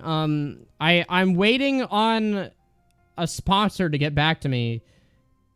But depending on when they give me a thing for, when they give me my deadline, we might be streaming TF2 pretty soon, because there's an experiment that I want to do that will require a lot of streams. So if you're not in my Discord, go there, because I'll announce it, and you'll get to join the play session.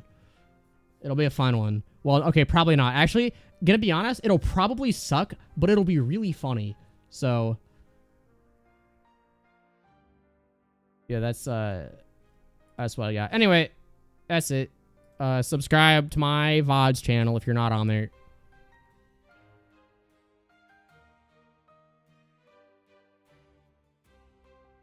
I need an outro. I thought I made an outro screen for this stream, but evidently not. All right, well, we're cold ending.